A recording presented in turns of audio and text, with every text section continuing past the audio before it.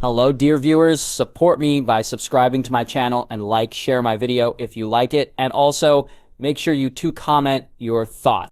Now let's start the video.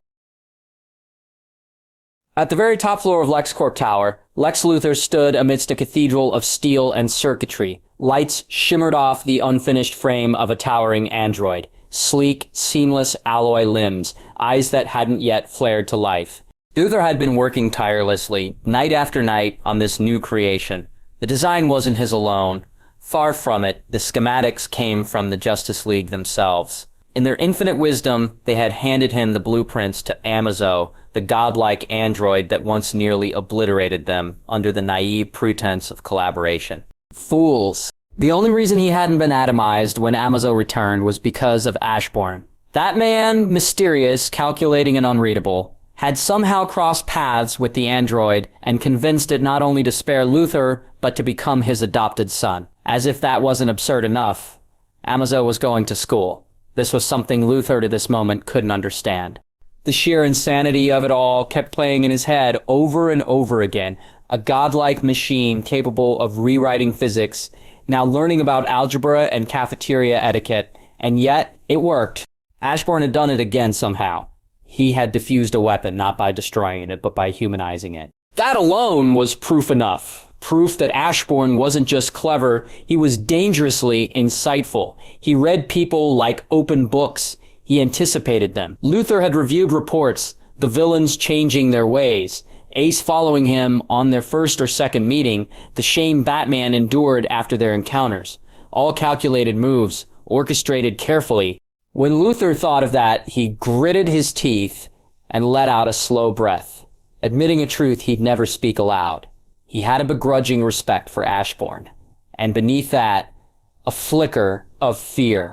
If Ashbourne ever turned his full attention to power or domination, Luthor wasn't confident he could rival him. The man didn't need brute strength. He moved people like chess pieces. He understood them. He owned them. Still, as he turned back to the android, a smile curled at his lips. Let Ashbourne play his games, because Lex Luthor, had something far greater. A vessel, a body, one that would never wither, never break. With the League and Cadmus busy tearing each other apart, he would rise above the chaos. I will have a perfect immortal body, he spoke to himself, running a hand down the android's plated chest, for my mind to live in eternally, all while those fools destroy each other. Soon I will become the god of this world. The hundreds of millions funneled into Cadmus. Research and development with no results. And the true breakthrough? It came from a lonely employee at LexCorp, Dr. Ivo. It was he who we have to thank for my impending godhood. A cold voice drifted from behind him. That's the last piece I needed to hear. Luthor turned, and of course there he was, Batman looming in the shadows of the lab, his presence as unwelcome as it was inevitable. When you and the Atom worked together to stop Amazo, Batman continued, stepping forward slowly. You saw the blueprints. I suspected you had a photographic memory. Luthor gave a slow clap. You figured it out, yes? I'm far too modest to boast. Batman didn't laugh. You fired the Watchtower's cannon. You used Cadmus as a smokescreen. The whole operation was just a stepping stone. The real goal was to give yourself superpowers. Luthor's grin widened, and it ruined Superman's reputation, of course. Imagine it. I ascend to godhood, and then I save the world. I destroy the menace that is the Justice League. I kill Superman, and they build statues in my honor. His voice dripped with ambition, with madness barely kept in check. In a blink, that man's hand snapped forward, a batarang slicing through the air toward the android. Luthor's hand shot out, lightning fast. He caught it mid-flight, his fingers crushing the device as it sparked violently, a small explosion crackling in his palm. Smoke hissed from his hand as he stared coldly at Batman. That, Luthor said, voice tinged with annoyance, was uncalled for. Then, with a sudden roar of fury and strength, Lex Luthor lunged forward, charging at Batman, fists clenched. Batman rolled beneath Lex's first swing, then twisted around and delivered two punches, swift and brutal, into Lex's chest and side. But Lex didn't move, not even a grunt. What Batman? That half-second of surprise was all Luthor needed. His hand clamped down onto Batman's shoulder like a vice. You shouldn't have come here alone, he sneered. With a roar, Luthor hurled Batman like a ragdoll across the lab, sending him crashing through the reinforced glass window with a shattering noise. The Dark Knight disappeared into the night, cape fluttering as he vanished from view. Lex turned back toward the centerpiece of his new body, his future. Lex's lips curled into a smug smile. He strolled across the lab floor and lowered himself into the neural sync chair beside the android. Excitement crackled inside him like electricity, anticipation rushing through his veins. It was time to become a god. Hey, Lex. A calm voice called out, that android is Cadmus' property. You'll have to find somewhere else to keep your brain. Lex's eyes snapped to the source.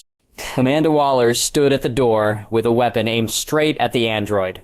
Without hesitation, she fired. A beam of gold-white light struck the androids, and in seconds, the body began to unravel at a molecular level. Lex screamed, "You arrogant cow!" That was weeks of work. Nano-deassembler beam, she said coolly. Your design, I believe. Lex's eyes burned with rage. You'll pay for that. Waller smiled. No, Lex. You are going to pay. Firing the Watchtower's cannon? Destroying Cadmus? You're going down, Baldy. Lex charged forward and slammed the back of his hand across her face with crushing force. Amanda flew backward, crashing into the steel wall with a sickening thud. Did you think you can take me down alone? Lex asked in a sneering tone. She forced herself upright despite the pain. Actually, yeah, but just in case I don't... She smiled and looked past Lex. Lex turned, and there they stood, 6 figures. Wonder Woman, Flash, Green Lantern, Martian Manhunter, Batman, and at the forefront, Superman. It is over, Luthor, Superman said, his voice full of finality. Lex gritted his teeth and said, don't think you will. Then without warning, boom! The roof above them exploded in a shockwave of light and force, glass and steel raining down. The entire building trembled as the night sky opened up. Everyone looked up and froze. Descending slowly, ominously, was a creature like nothing the League had ever seen. A figure wreathed in crackling blue energy, its obsidian exoskeleton drinking in the light until only a void remained. The air itself warped around it, reality recoiling as blue veins of power pulsed through its limbs like frozen lightning. Its wings, jagged, carapace-like, curved behind it, each serrated edge humming with restrained violence. Twin blue eyes burned from the abyss of its horned helm, glowing with an intelligence far beyond the mindless fury of a beast. Mandibles clicked faintly near its jaw, a sound like grinding bones. Its claws flexed, elongated and lethal, yet its posture was regal, a predator who no longer needed to roar to instill terror. Lex's mouth hung open, his usual arrogance drowned in primal dread. Amanda Waller stood frozen, even Superman stiffened, his fists tightening at his sides. The other heroes were at full alert. Flash swallowed hard. What is that? A voice, deep, resonant, vibrating with power, came from the creature. Lex Luthor, my king, commands your presence. Lex stepped back, horror etched across every inch of his face. His breath came shallow. His usual arrogance replaced with a primal fear he couldn't mask. The others weren't faring better. The heroes, battle-hardened and seasoned, felt the cold coil of dread wrap around their spines. They all knew who was meant by my king. Figris, the armored knight from before, had embodied grace and skill. This was the embodiment of brutality and fear. A walking nightmare.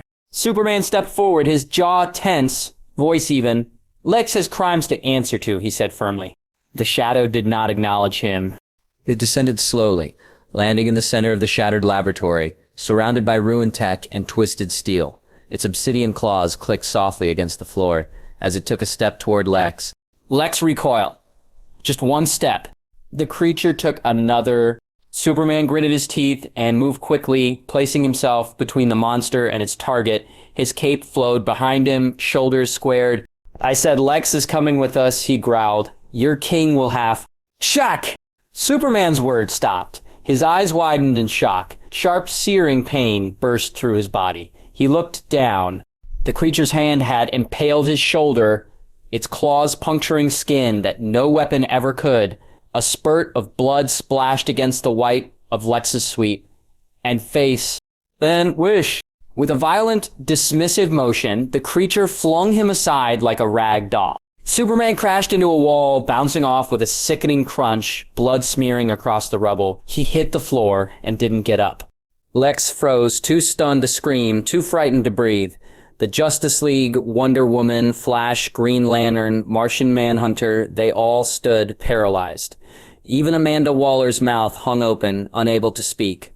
All of them staring at the blood pool under Superman. And only the sound of blood dripping to the floor filled the air. They were stunned for 2 seconds, but it was already too late to react now. The creature moved. It was on Lex in a flash, snatching him up by the throat like a child picking up a toy. Lex struggled, kicking, clawing at the iron grip. No, wait. The two sank into the shadows. Lex's scream faded. Gone. Batman was the first to move. He sprinted to Superman, dropping to his knees. His gloved hands hovered over the torn flesh, the gaping wound that cut through muscle and bone. His face twisted in a rare expression of shock. His torso's been pierced all the way through. Batman yelled, fury laced with desperation. He needs immediate medical attention. In a blur of motion, Flash scooped Superman into his arms and vanished in a streak of blur and lightning. The rest of the League followed, the grimness of their expressions mirroring the urgency in their movements. Amanda remained where she stood, alone. Her hands trembled as she stared at the spot where the shadow vanished. Her mind raced, trying to process what she just witnessed. Superman, the Man of Steel, was invulnerable, a being almost impossible to beat without kryptonite. And yet, that thing had pierced him like his body was paper. Her heart sank. She had always feared the Justice League would become the world's greatest threat. But now she knows. It wasn't the League they had to fear. It was them, the Shadows. Lex Luthor stopped struggling. The moment they passed through the dark veil of space, arriving in the Shadow Domain, his body seized, his limbs locked up, not by force, but by fear. Darkness stretched endlessly in every direction, a suffocating abyss without light or warmth. And in that darkness, they stared. Countless eyes, glowing, ominous, unblinking. Purple orbs of all sizes blinked at him from every corner of the void, some no larger than a coin, others the size of boulders, some hovered close, others floated in the distant black. His blood ran cold. How many of them are there? He thought, his brilliant mind unable to comprehend the vastness of what he had entered. The shadow, still holding him by the throat, rose higher, wings fanning out, and without a word it flew, carrying him across the void. In the distance, something began to rise from the dark. A palace, a massive, radiant, white palace.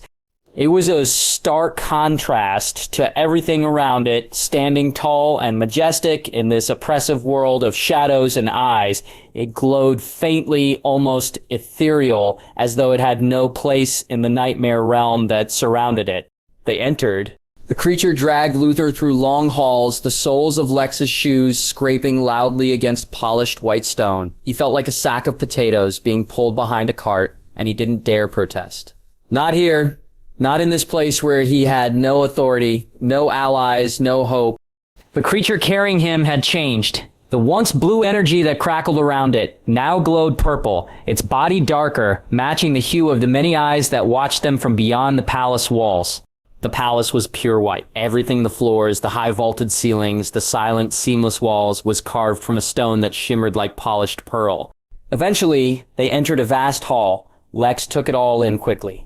Dozens of creatures lined both sides of the hall, all of them monstrous, unique, and powerful. Each stood like a silent sentinel, unmoving, their glowing eyes tracking his every movement. Not one was identical to another, yet they all shared that same unsettling presence, beings of impossible power and devotion.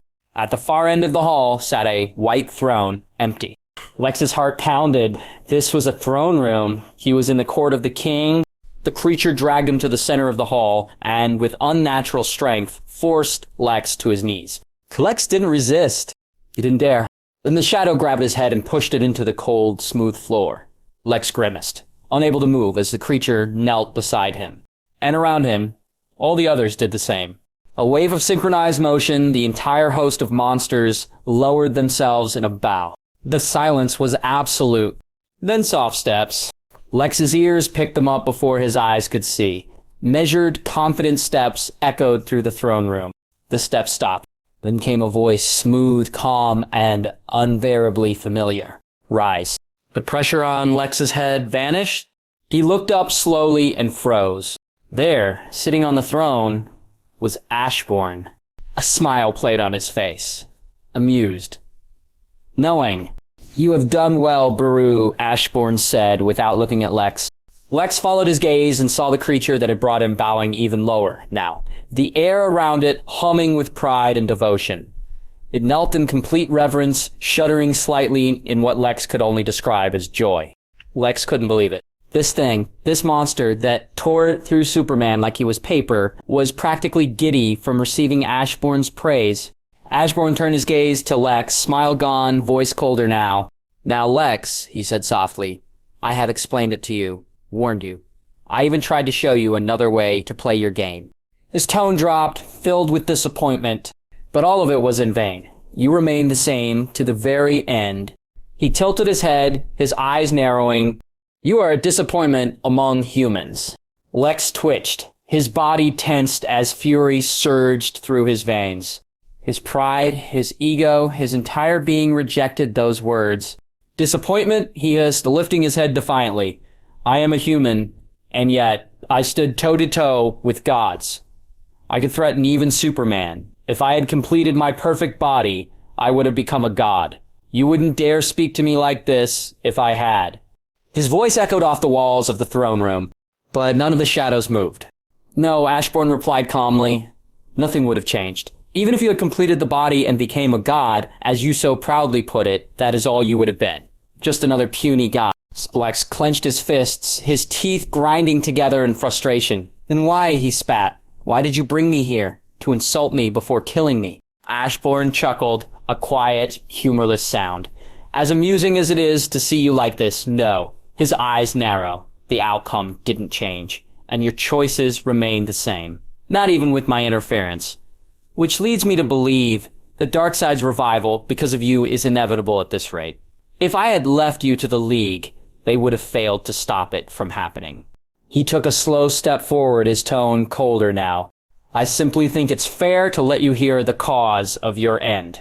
Lex's face paled, the arrogant veneer faltering. What are you talking about? He demanded.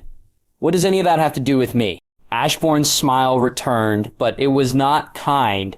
You have Brainiac inside you, he said. And eventually, you two merge. Once you separate again, one thing leads to another. You try to revive your partner, and in doing so, you set off a chain of events that ends with Darkseid invading Earth. Ashbourne's eyes gleamed. I'm simply removing a troublesome future, one you were going to die in anyway.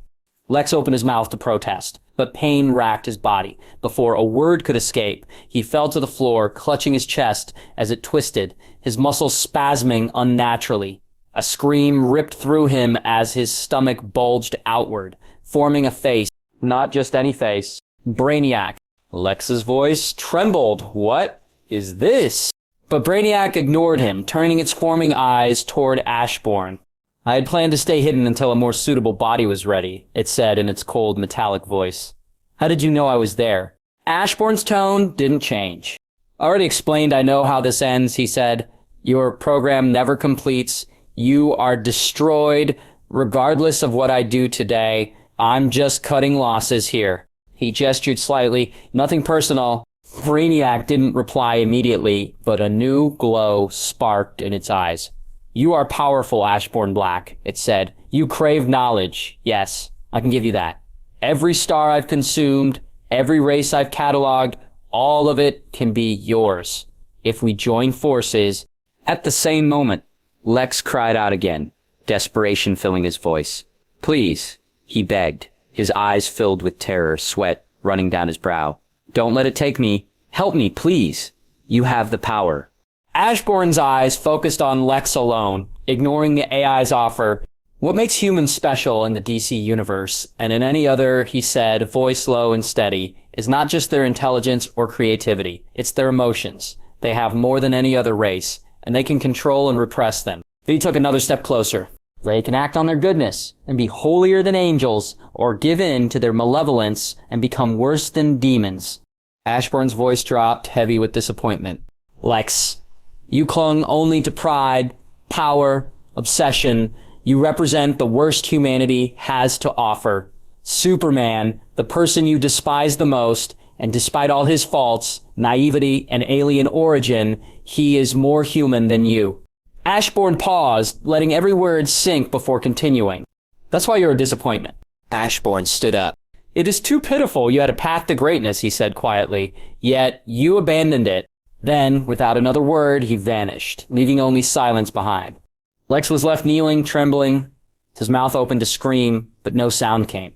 Then the shadows moved. All of them. The creatures that had stood silently like statues began to converge. Their eyes glowed brighter, hungering. Lex wanted to crawl back. No, wait. But Brainiac was controlling the body, its arms bulging and morphing into slick, writhing tentacles, striking out in one final desperate struggle. The court of shadows fell upon them, and Lex's screams were drowned in the endless dark. After reaching the conclusion with Lex, Ashbourne stepped through the veil of darkness and into the door front of his house. Ashbourne opened the door and walked inside and headed directly to the living room. Its lights were dimmed, the TV screen casting a flickering glow over the space. Ace and Amiso sat on the couch, eyes glued to a dramatic Mexican soap opera featuring betrayal, slaps, and a lot of crying. Ashbourne walked in without ceremony and said, "Hi," before dropping onto the couch beside Galatea, who was also there, seemingly out of place among the domestic calm. Galatea stared at him, unsure, nervous even, when it became clear he wasn't going to say anything more. Her brow furrowed in annoyance. "Aren't you going to say anything to me?" she snapped. "No questions about why I'm here." Ashbourne, without turning to her, kept his gaze on the screen. "It's clear you made up your mind and left. Now you have no place to go. What's there to ask?"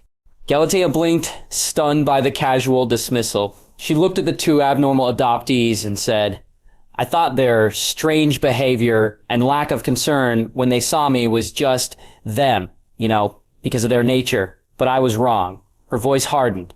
"It's you. You're the reason. You shouldn't be allowed to raise children or anything, for that matter." Ashbourne shrugged. "That's harsh. I think I'm doing a rather good job here." Galatea let out a frustrated sigh. "Can we talk?" For the first time, Ashbourne glanced her way, his eyes meeting hers. "Fine." The two stood and made their way to one of the guest rooms, leaving the TV drama and the boys behind. Ace watched them leave, then leaned toward Amazo. "Do you think we'll have a new sister?" "It is possible," Amazo replied matter-of-factly. Galatea's foot faltered mid-step as the words hit her ears thanks to her super hearing. Her head turned slightly, wanting to yell that she wasn't some lost child in need of adoption, but then she remembered who she was dealing with. She swallowed her words and thought to herself, he wouldn't suggest it, would he? Inside the guest room, Ashbourne closed the door and leaned against it, arms crossed. "So T, what do you want to talk about?"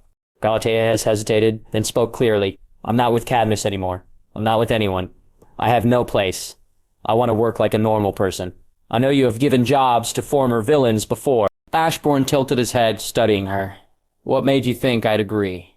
Galatea folded her arms tightly, showing a strong front. "I left because of your words. You have to take responsibility." Ashbourne chuckled, genuinely amused. "That might be the worst reason I've ever heard, but fine. What job are you looking for? Any specific skills?" Galatea's shoulders sagged in relief, but then froze. Her mind blanked. What was she good at? She laughed weakly. "I can beat people up. That's kind of my thing." Ashbourne gave her a long look, clearly unimpressed. "Do you know anything besides beating people up?" She rubbed her neck, embarrassed. "I can be a bodyguard." Ashbourne stroked his chin thoughtfully. "That's not needed. And you would be too obvious.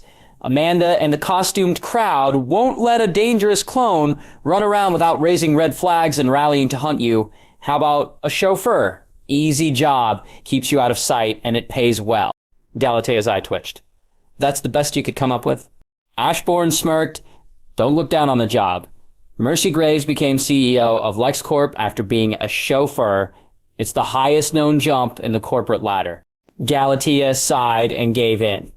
"Fine. I'm living here. It makes the job easier, right?" she stated, as a matter of fact, then turned around, not waiting for a response. clearly planning to go back to the living room. Ashbourne blinked at the suddenness, then let out a soft chuckle. You will fit right in, but how are you planning to avoid Supergirl's intrusive dreams? Galatea froze mid-step. The realization struck her like a slap. That damn connection to Supergirl through dreams. She could still see her life, her thoughts. She turned to look over her shoulder at Ashbourne, her lips slightly parted, unsure of what to say. Ashbourne tilted his head slightly as if amused. You forgot that, didn't you? Galatea's expression shifted, first to embarrassment, then to one of fierce determination. Then I'll go get rid of her permanently. Ashbourne blinked. You are as violent and aggressive as an African buffalo. Galatea frowned. I'm not. I spared her earlier, but if it's the only way for me to live in peace, I don't mind finishing the job. Ashbourne shook his head and stepped closer to her, raising one hand. Gently, almost mockingly, he placed it atop her head. Galatea's scowl turned to confusion and then to shock as Ashbourne's eyes began to glow a deep, unnatural purple. She couldn't look away. Then, just like that, his eyes dimmed and he lowered his hand. I severed the connection between the two of you, he said plainly. No need for violence. Galatea took a step back, blinking rapidly. You can do that? Her voice was a mixture of awe and disbelief. Why didn't you do it earlier? Ashbourne gave a lazy shrug. You didn't ask, and I was amused by you. Galatea narrowed her eyes, suspicion flaring. You're a metahuman, you trick everyone. Ashbourne chuckled softly. No, I'm not a metahuman, and I lied to no one.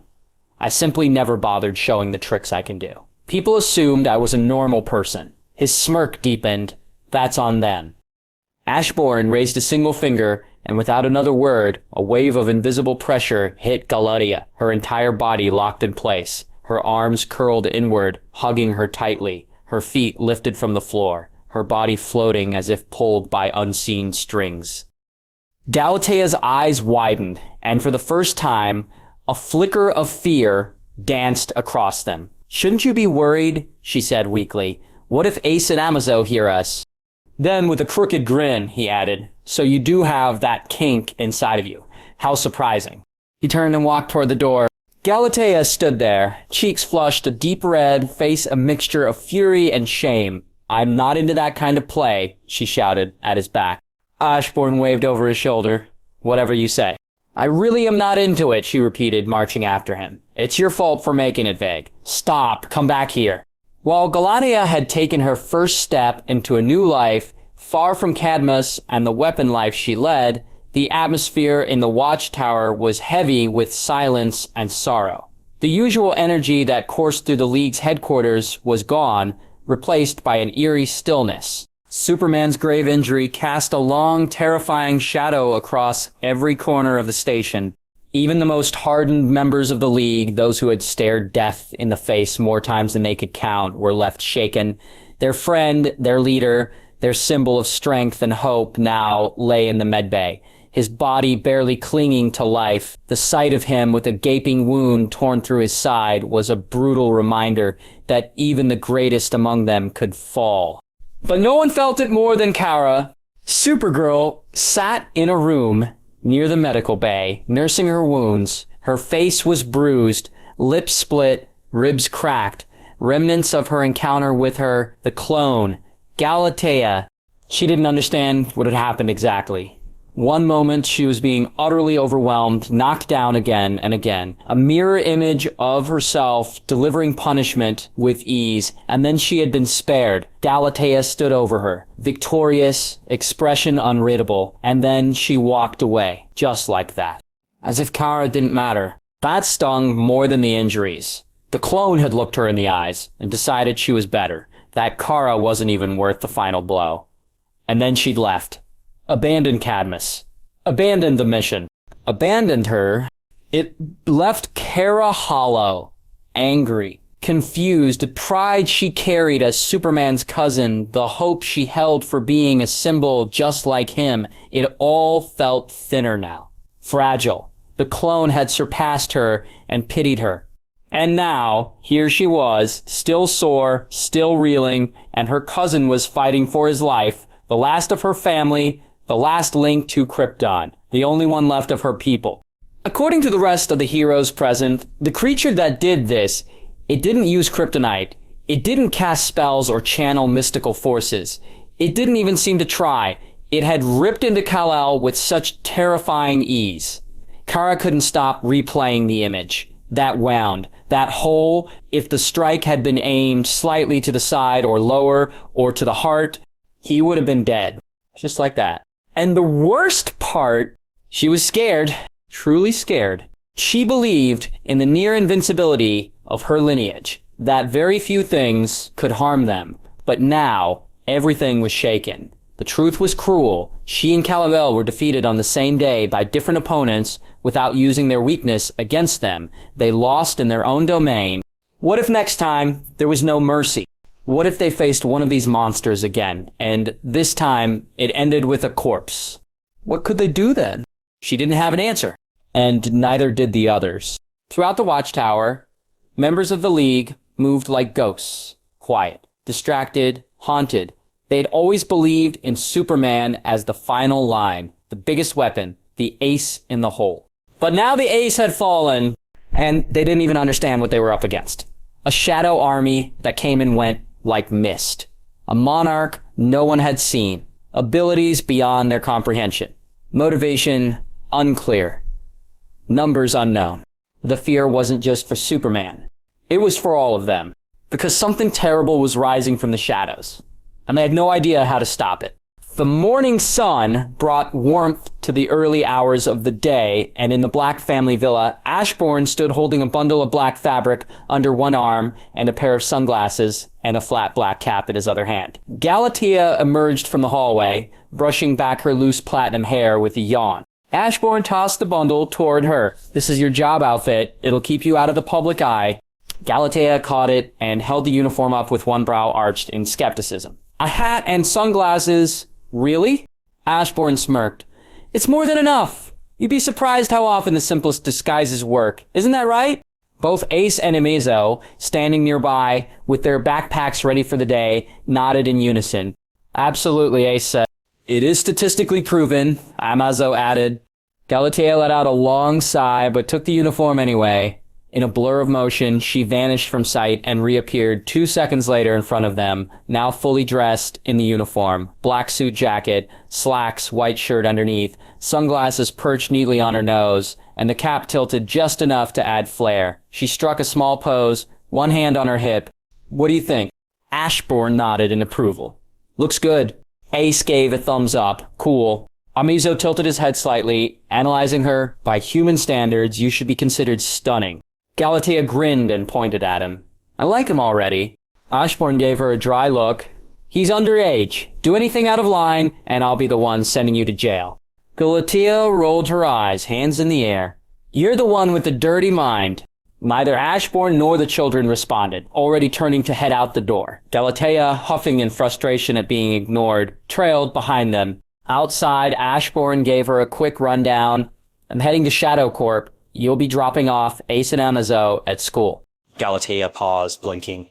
About that. I don't know how to drive." Ashbourne stopped mid-step and turned to stare at her. "You didn't think to mention that earlier." Galatea gave a sheepish smile, scratching the back of her head.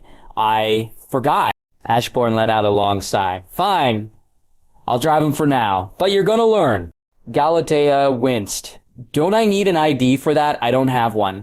Ashbourne waved a hand dismissively. "Not a problem. I'll make you a fake one. You'll be a foreign girl who just got U.S. citizenship." Galatea gave a slow, accepting nod. "Huh, that actually sounds kinda cool." "In the meantime," Ashbourne said, unlocking the car, "you're staying home." She groaned, but didn't protest. She'd already learned it was easier to just follow along for now. And just like that, her first day as part of this strange new family had begun. The medbay in the Watchtower was quiet, eerily so, until the sound of soft groaning broke through the silence. Superman stirred, his eyes fluttering open to the bright lights above. He blinked, confused at first. The memories of the battle crashed into him like a wave. The shadow creature, the pain, the darkness.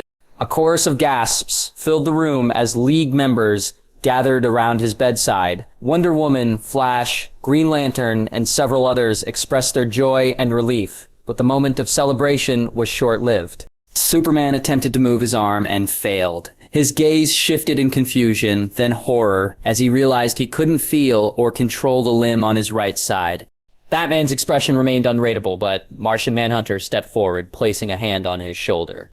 "We suspect this condition may be temporary," John said calmly. "The Shadow Being's attack left a gaping hole that might have disrupted your nervous system. With time, the connection may heal naturally." "May," Batman echoed. "Not definite." The room fell into tense silence. Despite the reassurances, everyone could feel the weight of uncertainty hanging over them. Sometime later, Kara was flying alone. Her thoughts raced, her heart heavy. Her cousin, her only remaining blood, the symbol of hope, may not be able to heal naturally. She couldn't just sit and wait anymore. She needed help. And there was one person who might have it. Ashbourne had a collection of magical items and even healing potions. She hopes, despite everything that happened, he will be willing to help her cousin. She landed just outside the corporate tower bearing the Shadow Corp emblem. Inside, she made her way swiftly to Ashbourne's office. It was empty. "Where's Ashbourne?" she asked, the nearest figure, Rex, sitting lazily. Rex barely glanced up. "Haven't seen him all day. Might still be home." Kara gave a quick nod and took off without another word. She descended silently onto the front lawn of Ashbourne's home, slowing near the entrance. Before she rang the bell, she glanced through the wall for a quick look to know if someone is inside, then froze. There, lounging on the couch, was the clone, Galatea. Eyes narrowed, fury bubbling inside her. Kara didn't hesitate. Instead of knocking, she smashed the front door off its hinges and bolted into the house like a comet. Galatea jumped to her feet at the sound of the door crashing open, muscles tensing. "What the hell?" And then they stood face to face. Galatea's eyes narrowed. "What are you doing here?" "This should be my question," Kara snapped. "You broke into someone's house." Galatea crossed her arms. "You're the one who broke in. I live here now." "In your dreams, I will help Ashbourne get rid of a thief," Kara growled, raising her fists. Galatea scoffed. "And what makes you think he didn't invite me to stay?" Kara's glare sharpened. "He wouldn't allow a dangerous clone in." "Too bad for you," Galatea said with a smug grin. "He did. I'm living here now. Go ask him if you don't believe me." Kara faltered just for a moment. "Why would he—" She paused, then blurted, "Did he adopt you too?" Galatea blinked, momentarily stunned. "Why does everyone think that?" She muttered, then smirked, slyly. "While I don't mind calling him Daddy, no, he didn't adopt me. I think children need a mother, and I got the pleasure of being one." Kara's face twisted in disgust. "No, she couldn't possibly choose you." Galatea's expression turned conceited and sharp. "Why not? Look at me. What not to like? I am the better version of you. You heard him from the dream, didn't you? I'm the hotter one. Too bad for you. I beat you to him." Kara snapped, her fist clenched, her body lunged forward, but Galatea was faster. A powerful uppercut connected with Kara's jaw, lifting her off her feet and sending her crashing through the ceiling in a spray of debris and broken tile. Galatea glared at the hole Kara left behind. "Both the ceiling and door on her," she muttered before flying after Supergirl through the hole in the ceiling. Soon a thunderous crash shook the sky above the villa as the two girls clashed midair, fists flying, shockwaves rippling with every strike. But it didn't take long for history to repeat itself. As it had 2 days before, Galatea quickly gained the upper hand. Her blows were more precise, her reflexes sharper, and was more skilled. Supergirl tried to fight back, but each swing of her fist was answered with 2 more from Galatea, until a final brutal punch sent her plummeting toward the earth. Supergirl hit the ground hard, carving a crater into the lawn near the villa. She coughed, wheezing, limbs trembling, as she tried to rise. Galatea landed beside her, arms crossed. "If you've got a problem, go find Ashbourne," she said coldly. "Don't bother me with your stupid temper. No wonder he doesn't want anything to do with you." With that, she turned her back on the battered Kryptonian and flew back toward the house. Supergirl didn't move at first. She just sat there, shoulders slumped, dirt and bruises covering her body and soul alike. After what felt like an eternity, she finally lifted off, flying away slowly, quietly, as if the weight of defeat was chaining her to the wind. From the villa, Galatea stood behind a window pane, arms resting against the frame. She watched Supergirl's limp figure vanish into the sky, and a satisfied smile curled her lips. Tormenting her original was turning out to be delightfully therapeutic. The clouds above Shadowcourt parted slightly as Supergirl hovered above them, eyes locked on the building below. Her gaze was fixed on a single office window, waiting, watching, and then he appeared. Ashbourne stepped into view, eyes focused on his tablet. Supergirl lowered herself to the window and knocked gently. Ashbourne turned, raising a brow. With a casual flick, he tapped his desk, and the glass pane slid open silently. Supergirl floated in and landed without a word. Ashbourne's eyes took her in, bruised, bloodied, dirt-covered.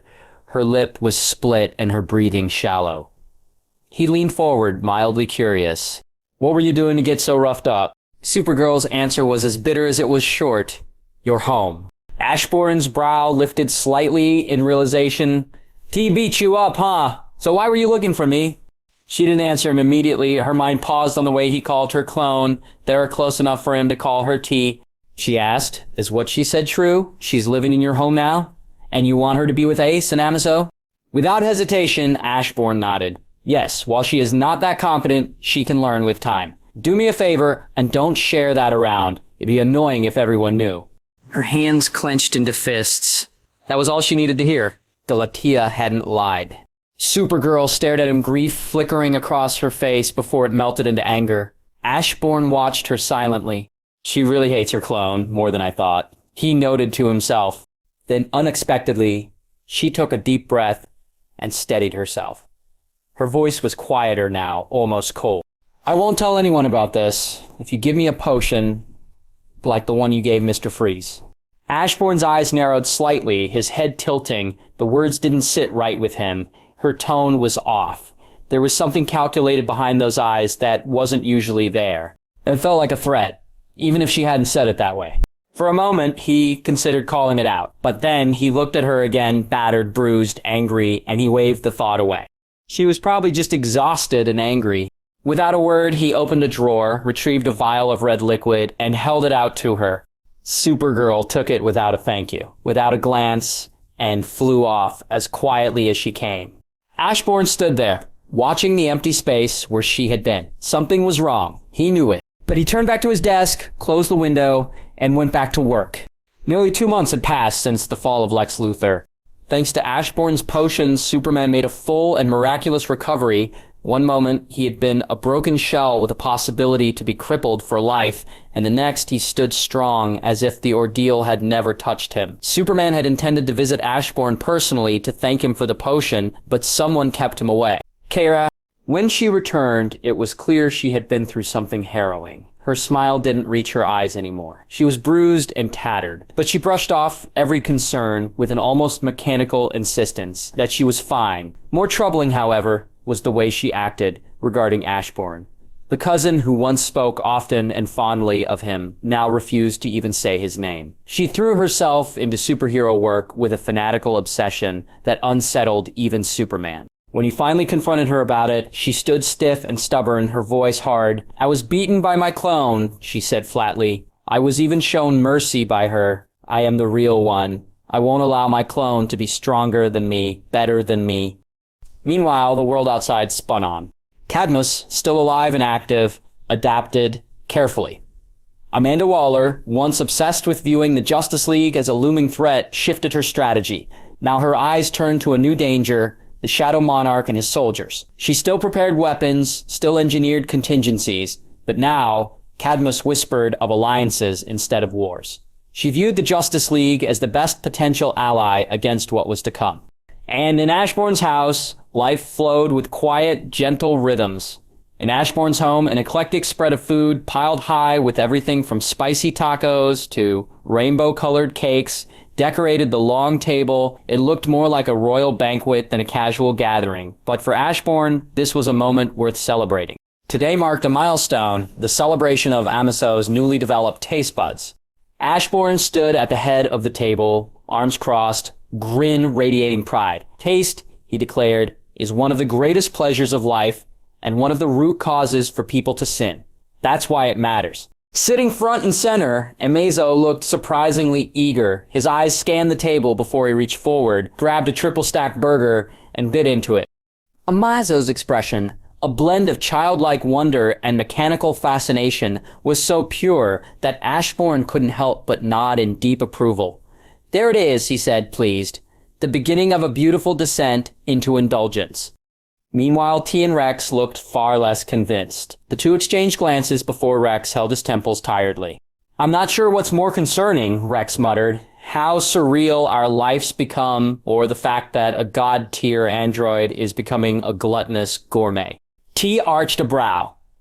"That's exactly what I'm worried about. A superweapon with an appetite sounds like a recipe for disaster." Ashbourne waved a hand dismissively. "You two are overreacting. It's just a child discovering food for the first time." "You have serious mental issues," T replied flatly. Ashbourne gave a nonchalant shrug. "I am not as bad as you make me out to be." Ace grinned as Amazo reached for his 7th course. "Okay, but seriously, how much can he eat? He's already downed enough for 5 people." Ashbourne tilted his head, intrigued. "Good question. You know, maybe I should help him register for an eating competition." Rex groaned. "Please don't. That's cheating on a whole new level."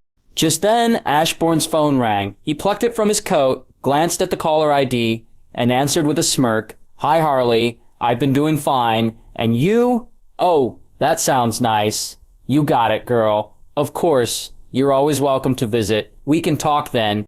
He ended the call and turned to the table, still smiling. "Harley Quinn will be dropping by later. She's bringing her new girlfriend, Poison Ivy." Ace simply nodded. T raised a brow. Rex, on the other hand, covered his face with one hand and let out an exasperated sigh. "This is getting worse by the day." T tapped her chin. "I wonder how he turned out like that." Ashbourne leaned back in his chair, arms behind his head. "I turned out just fine. Thank you." "No," Rex said. "It's Arthur's fault. His blood uncle. He used to act like that all the time, and Ashbourne picked up his habits." Ashbourne chuckled, eyes drifting to the ceiling as he let himself fall into a memory when he played the role of his uncle, Arthur Black. And with Amazo happily reaching for yet another slice of pizza and Rex groaning into his hand, the celebration continued. Ashbourne smiled. His life was getting better by the day, and now he had a friend coming to visit. The sun had dipped just below the horizon, casting a soft amber hue across the estate. Inside the living room, Ace, T, and Rex sprawled comfortably on the couches, their eyes fixed on the large screen. A brand new show, recently produced by Shadow Court, flickered to life, a sci-fi drama laced with social commentary and dark humor. Popcorn bowls sat half-eaten, and the volume buzzed low in the background. "So, you really greenlit a TV show just to make fun of Heroes and Aliens adoption?" Rex asked, tilting his head. Ace shrugged with a smirk. "It sounded fun, and honestly, I think the original one was better, but the Justice League heroes were offended." T crossed her arms, only half listening. Her eyes occasionally flicked toward the window. Ashbourne and Amazo had stepped outside a while ago, at the android's request, and curiosity itched at her. Eventually, the sound of their voices caught her attention. Low, distant, but her super hearing was enough for her to pick every single word. Outside, in the glow of the garden lanterns, Ashbourne walked side by side with Amazo. Ashbourne glanced at the android with a curious look. "So," he said, hands tucked in his pockets, "what do you want to talk about?" Amazo looked ahead, face calm yet deliberate. "I wanted to thank you for taking me in, and for showing me a new path." Ashbourne blinked in mild surprise, then chuckled. "You're most welcome, but you didn't need to drag me out here just to thank me." Amazo nodded slowly. "How long can I continue living here? I understand that it is not normal for an android to stay like this." Ashbourne turned fully to face him, expression softening. "I adopted you, didn't I? That means you are my son, and this is your home. Always will be. Don't overthink it. No one in this house is normal. Anyway, well, except for your grandpa Rex. And even he's cool with you." Amazo's lips tugged into a warm, genuine smile. It was the most human he had ever looked. Ashbourne's grin widened at the sight. "Now that you've got taste," Ashbourne said, gesturing with one hand, "we need to work on your other senses. Touch, smell, and maybe, one day, genitals. Who knows? Maybe I'll finally get to be called Grandpa." Amazo blinked, face caught somewhere between processing and mild confusion. Then he nodded. "I will not disappoint you. As for grandchildren, I can create a child android now if you want." Ashbourne nodded in proud approval. That's my son, but let's wait till you are older. Amazo paused, tilting his head slightly. What about T? Is she gonna stay like this, or is she gonna be our sister? Ashbourne chuckled, then shook his head. I don't plan on adopting her. I thought about it at first, I admit, but her looks don't help with that, and she's got some peculiar kinks. I fear it can make the adoption awkward. Amazo tilted his head again, clearly puzzled. T heard it all. What had started as a casual interest quickly spiraled into a whirlwind of disbelief. At first, it was warm, almost touching an android learning to say thank you, Ashbourne being, surprisingly, a decent parent figure. But then, genitals, children, android grandchildren. T's eye twitched, and then came her name. T froze as Amazo asked if she was going to be a sister, only to hear Ashbourne casually explain her looks were a blocker to the adoption plan, and worse, that she had peculiar kinks. Her face morphed from passive confusion to absolute horror, then rage. Her mouth opened slightly, stunned. What the fuck is that bastard teaching his son? She hissed, under her breath, face red with a mix of embarrassment and fury. The show on TV continued playing, laughter echoing from the screen, but T wasn't watching anymore. She was plotting how to beat Ashbourne up. 2 days passed, in the strange black family, in dysfunctional peace. The sun had barely crested noon when the doorbell rang. Amazo, dressed in his usual human form and casual attire, opened the door. Standing outside were 2 women, one in a red and black leather jacket with blonde pigtails and a wide grin, and the other in a leaf-patterned green bodysuit, her red hair cascading like ivy itself. Harley Quinn's eyes widened. Ashy, you got younger. Amazo blinked once, then replied in a polite monotone, You must be referring to father. I am Amazo, and you must be Harley Quinn and Pamela Isley. Please, come in. Oh, Harley had an amused look on her face. You are the son. Got it. I must say I didn't know Ashy had a son. They followed Amazo through the halls until they reached the living room. Inside sat Ashbourne, Ace, and T. Poor Rex had been left back at Shadow Corp to take care of work, as Ashbourne decided to take time off at home and wait for his visitors.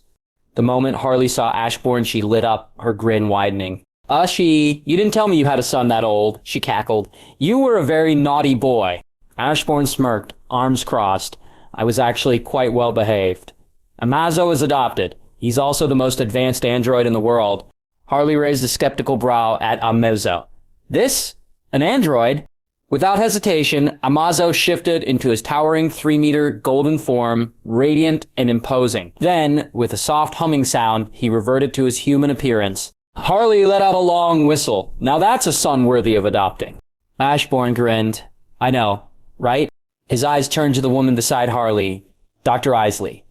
It's nice to finally meet you. I've heard of your eco-terrorist work for a very long time. Pamela gave a small smile, composed and elegant. Nice to meet you too. Harley's spoken about you a lot. I hope all good things, Ashbourne replied with a raised brow. Pamela glanced sideways at Harley. Depends on the perspective, but from what I've seen so far, she offered a small nod. She wasn't wrong. Ashbourne gave a small chuckle, then gestured toward Ace. You probably know her, but no harm in a reintroduction. This is Ace. Harley gave a sheepish wave. Sorry about the bad stuff. I said when we were with the Joker. Wasn't thinking straight. Ace shrugged. It's fine. Then Ashbourne all motioned toward the quiet blonde in the corner. And this is Galatea. She prefers to be called T. Gave a bored nod. Harley, however, stepped closer, staring at her as if trying to place a memory. T arched an eyebrow. Something wrong? Harley tilted her head. You look familiar. Very familiar. Ashbourne, still in his seat, and tone flat, said she's an aged clone of Supergirl. And be careful, she has all the powers and the temper. Harley's eyes went wide, then flicked back to Ashbourne. You adopted a clone of Supergirl, too? You've got an impressive adopting streak. T groaned. Again? I'm not adopted. Why does everyone assume that? Harley looked back to Ashbourne, silently asking for confirmation. He simply shrugged. She's not suited for adoption. She is peculiar. Ended up becoming the chauffeur. Drives Amazo and Ace to and from school. T's eye twitched, hearing him. She knew that peculiar was going to be something else. Harley blinked. The android goes to school? Ashbourne nodded with a chuckle. Top of his class. That sent Harley into a fit of giggles. She nudged Pamela. See? Told ya. It's fun around here. Where else do you find this strangely functioning family? Pamela just sighed, rubbing the bridge of her nose. I genuinely don't know. Harley's grin grew even wider. She turned back to Ashbourne, mischief brewing in her eyes. Hey, can you adopt me too? Ashbourne tilted his head. Why? She shrugged. Sounds crazier that way. I don't know. Fun. Ashbourne leaned back thoughtfully, tapping his chin. Tia. Let out a deep, dramatic groan. Please. No. Before Ashbourne could say anything else, Pamela cleared her throat and stepped forward. Can we not go into the adoption thing now? We came here to talk about a business. She gave Harley a sideways glance. If she let her clown girlfriend keep steering the conversation, they'd never get around to business. Ashbourne raised an eyebrow. And just like that, the tone began to shift.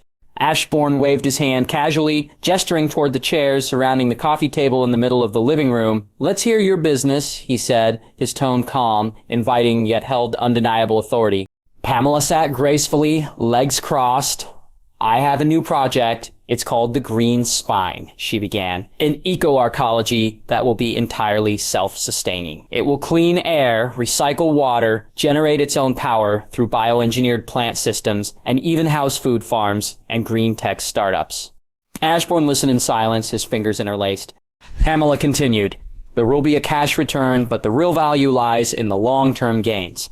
Public relations, exclusive biotech patents, and access to a new field of influence. It could become a recruitment hub for future scientists, green engineers, even metahumans who care about restoring the environment. Ashbourne tilted his head slightly, eyes narrowing.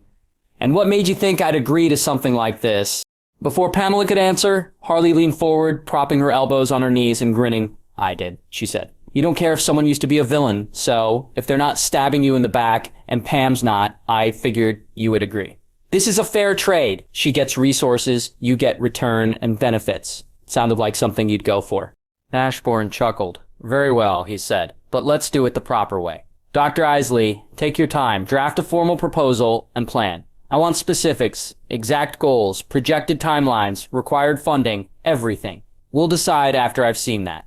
Pamela gave a small, relieved smile. I was already working on one. You'll have it in 2 days.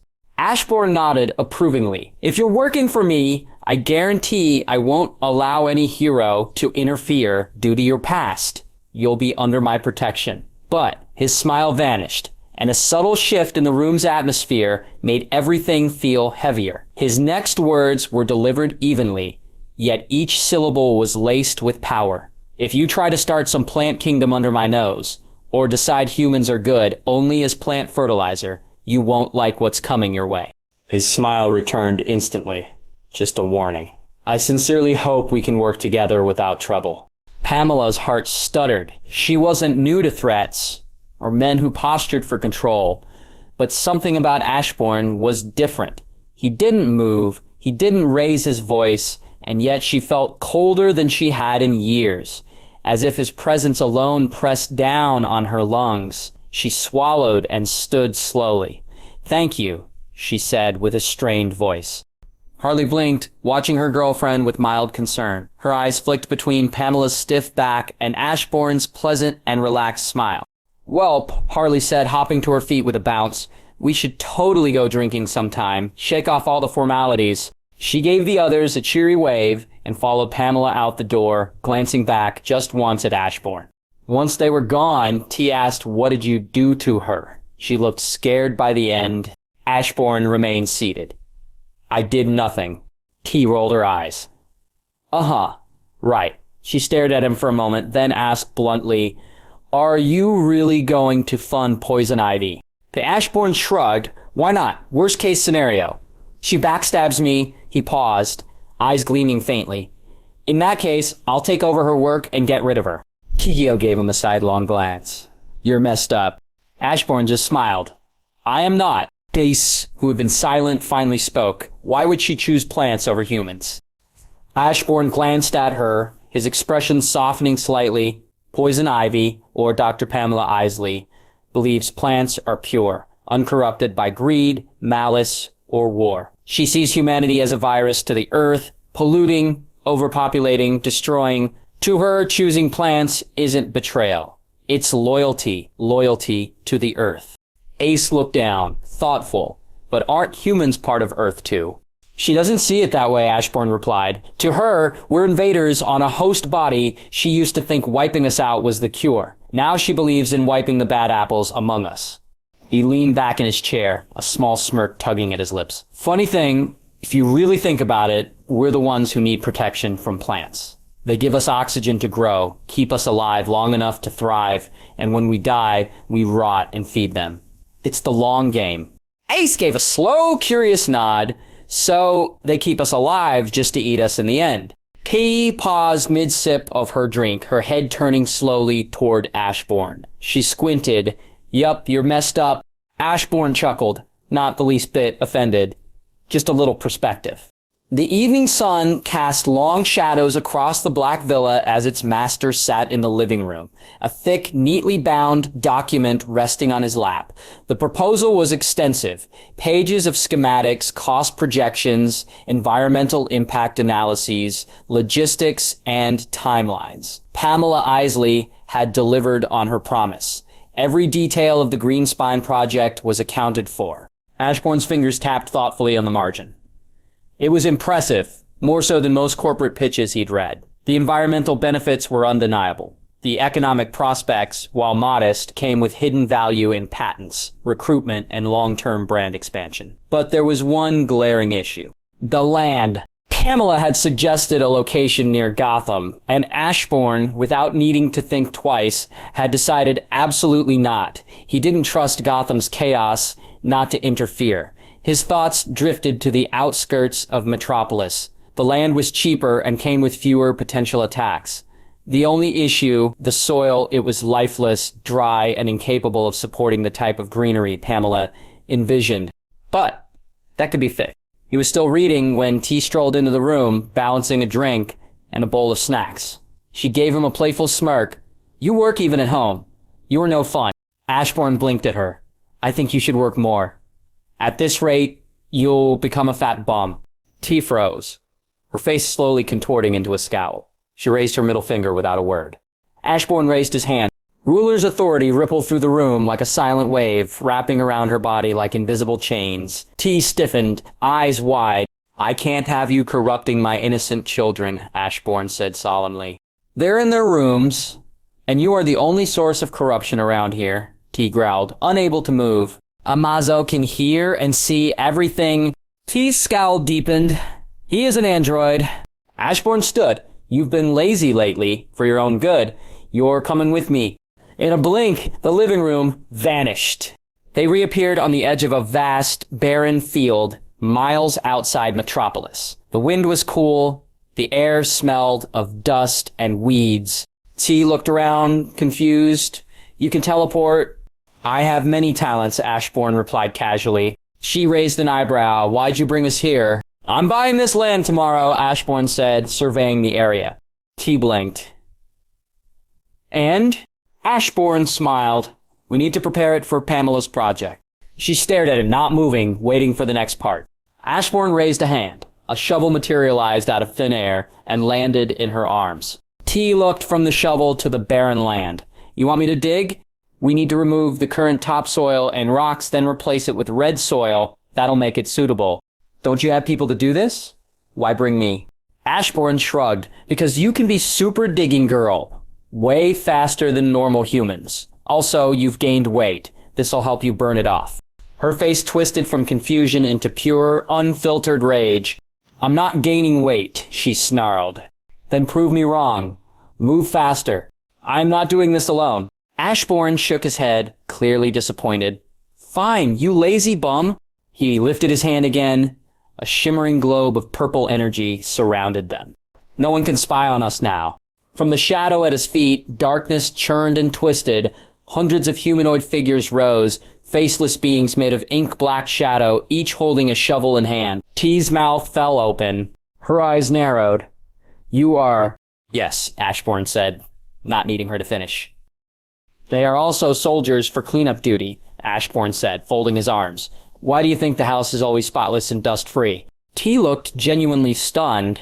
I thought Amazo was cleaning when I wasn't looking.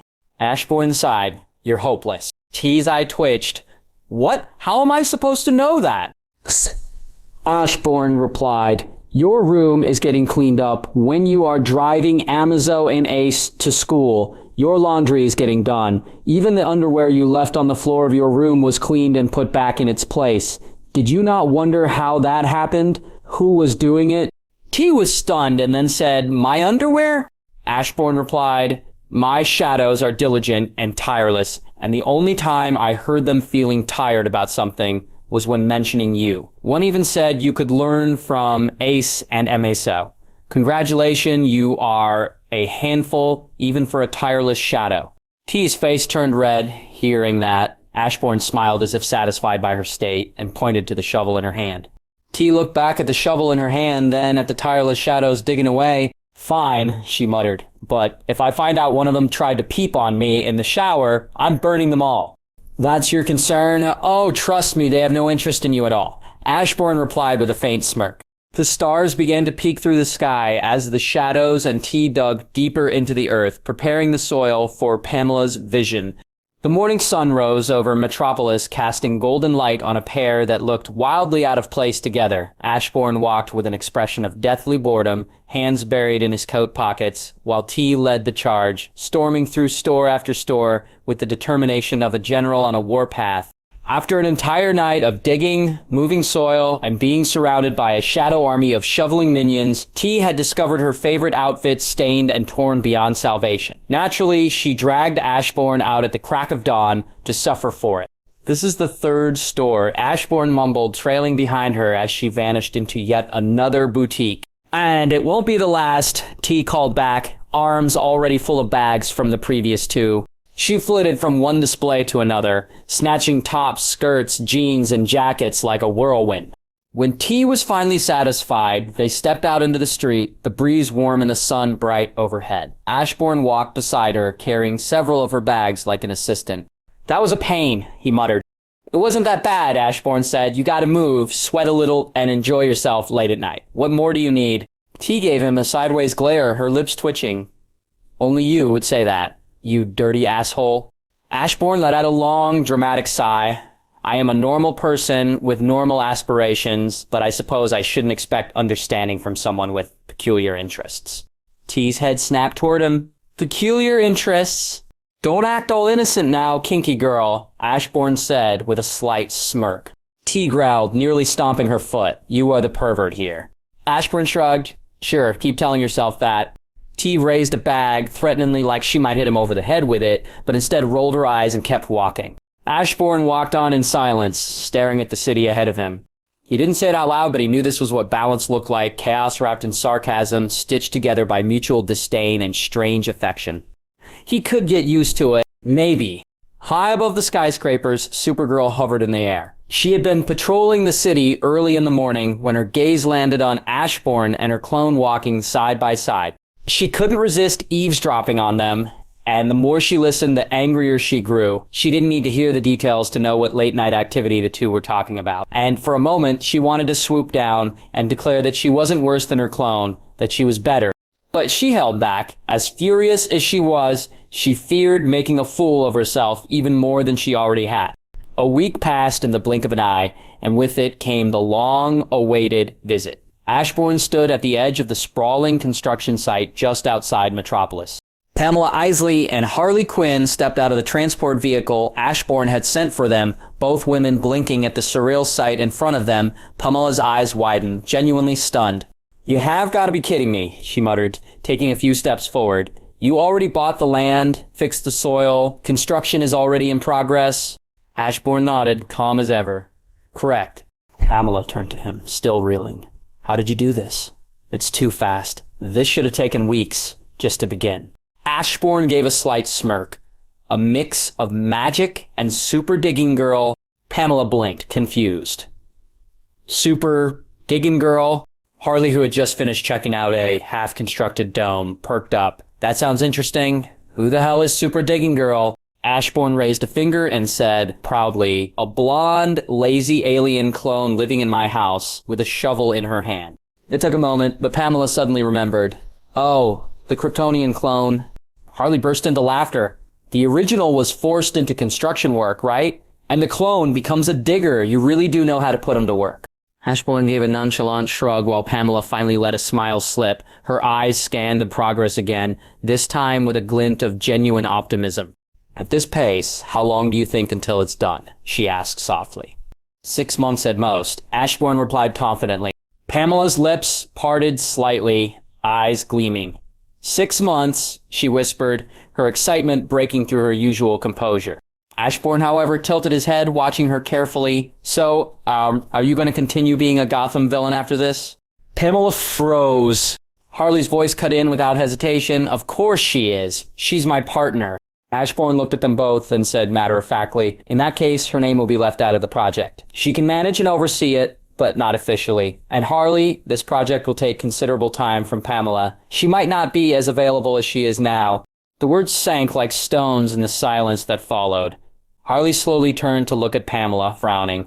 "So, what happens to the two of us? You're gonna stay in Metropolis while I stay in Gotham." Ashbourne didn't flinch. "As I said, she can work unofficially. That can be done from Gotham. That part isn't a problem. But the reality is, she'll have less time to participate in whatever you're up to, Harley. I'd suggest for the next few months, you find some other individuals to join your Chaos Brigade. Give Pamela time to work on what she loves." Harley raised a brow at him. "Are you a relationship counselor now?" Ashbourne shrugged. "I was the one who suggested you contact Pamela in the first place.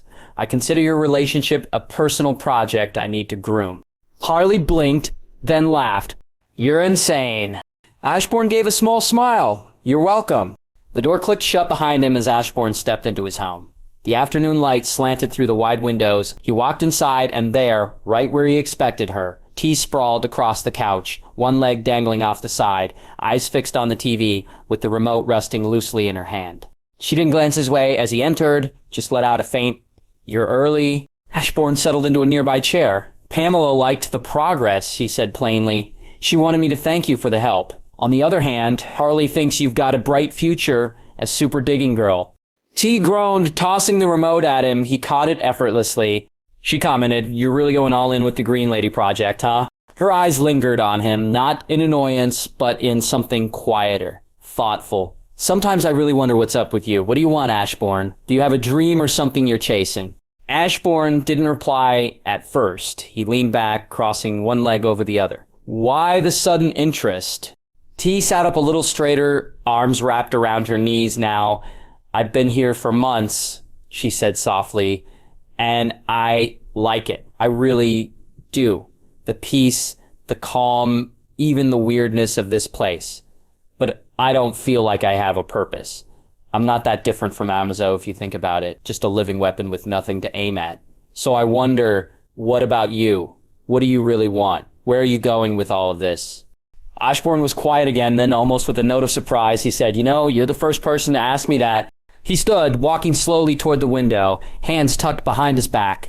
"The truth is, I'm not that different from you, Ace. Or Amazo. For most of my life in this world, I had no purpose. I just existed. I enjoyed myself, searched for entertainment, indulged anything I could find, watched the world burn and rebuild. It was all background noise as long as the process of my entertainment continued." He turned his head slightly, the light catching his eyes. "But over time, Uncle Rex grew on me. His care for me, his odd sense of honor and responsibility, the way he carried himself, I began to appreciate him.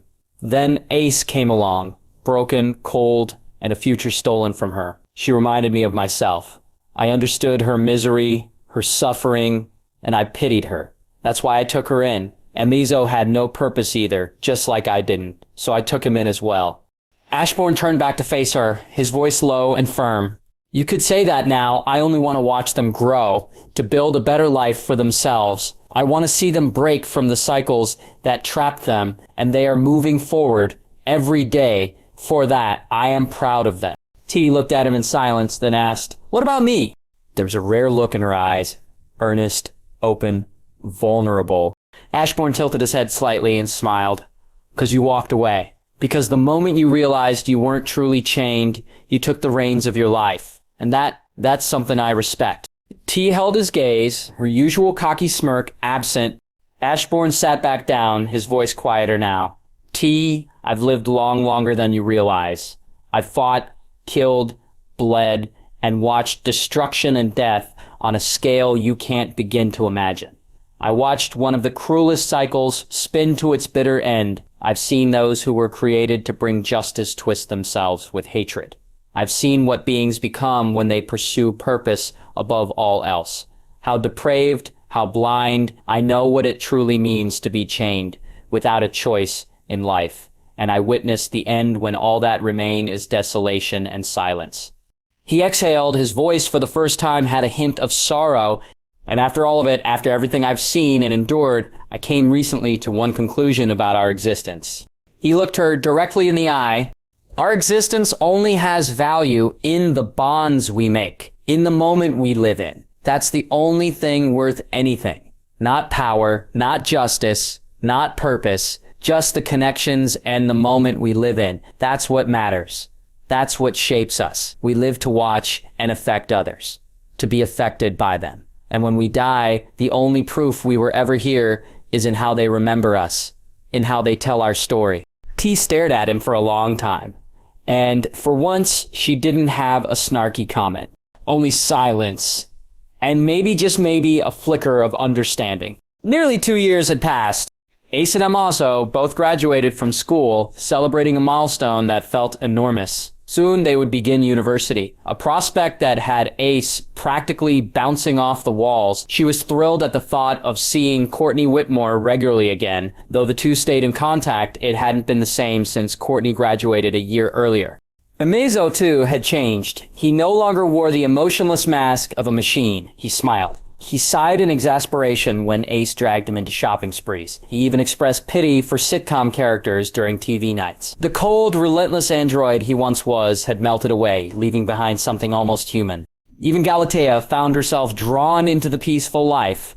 Once cloned to life for combat and control, she now drove Ace and Amazo back and forth from school, offering advice and joining them in everyday errands. Her voice mattered in the house. Her thoughts welcomed and valued. Galatea developed a fondness for old Rex, whose cowardly sarcasm and constant worrying became a source of daily amusement. Despite his endless complaints, Rex never left, a fact Galatea appreciated more than she admitted.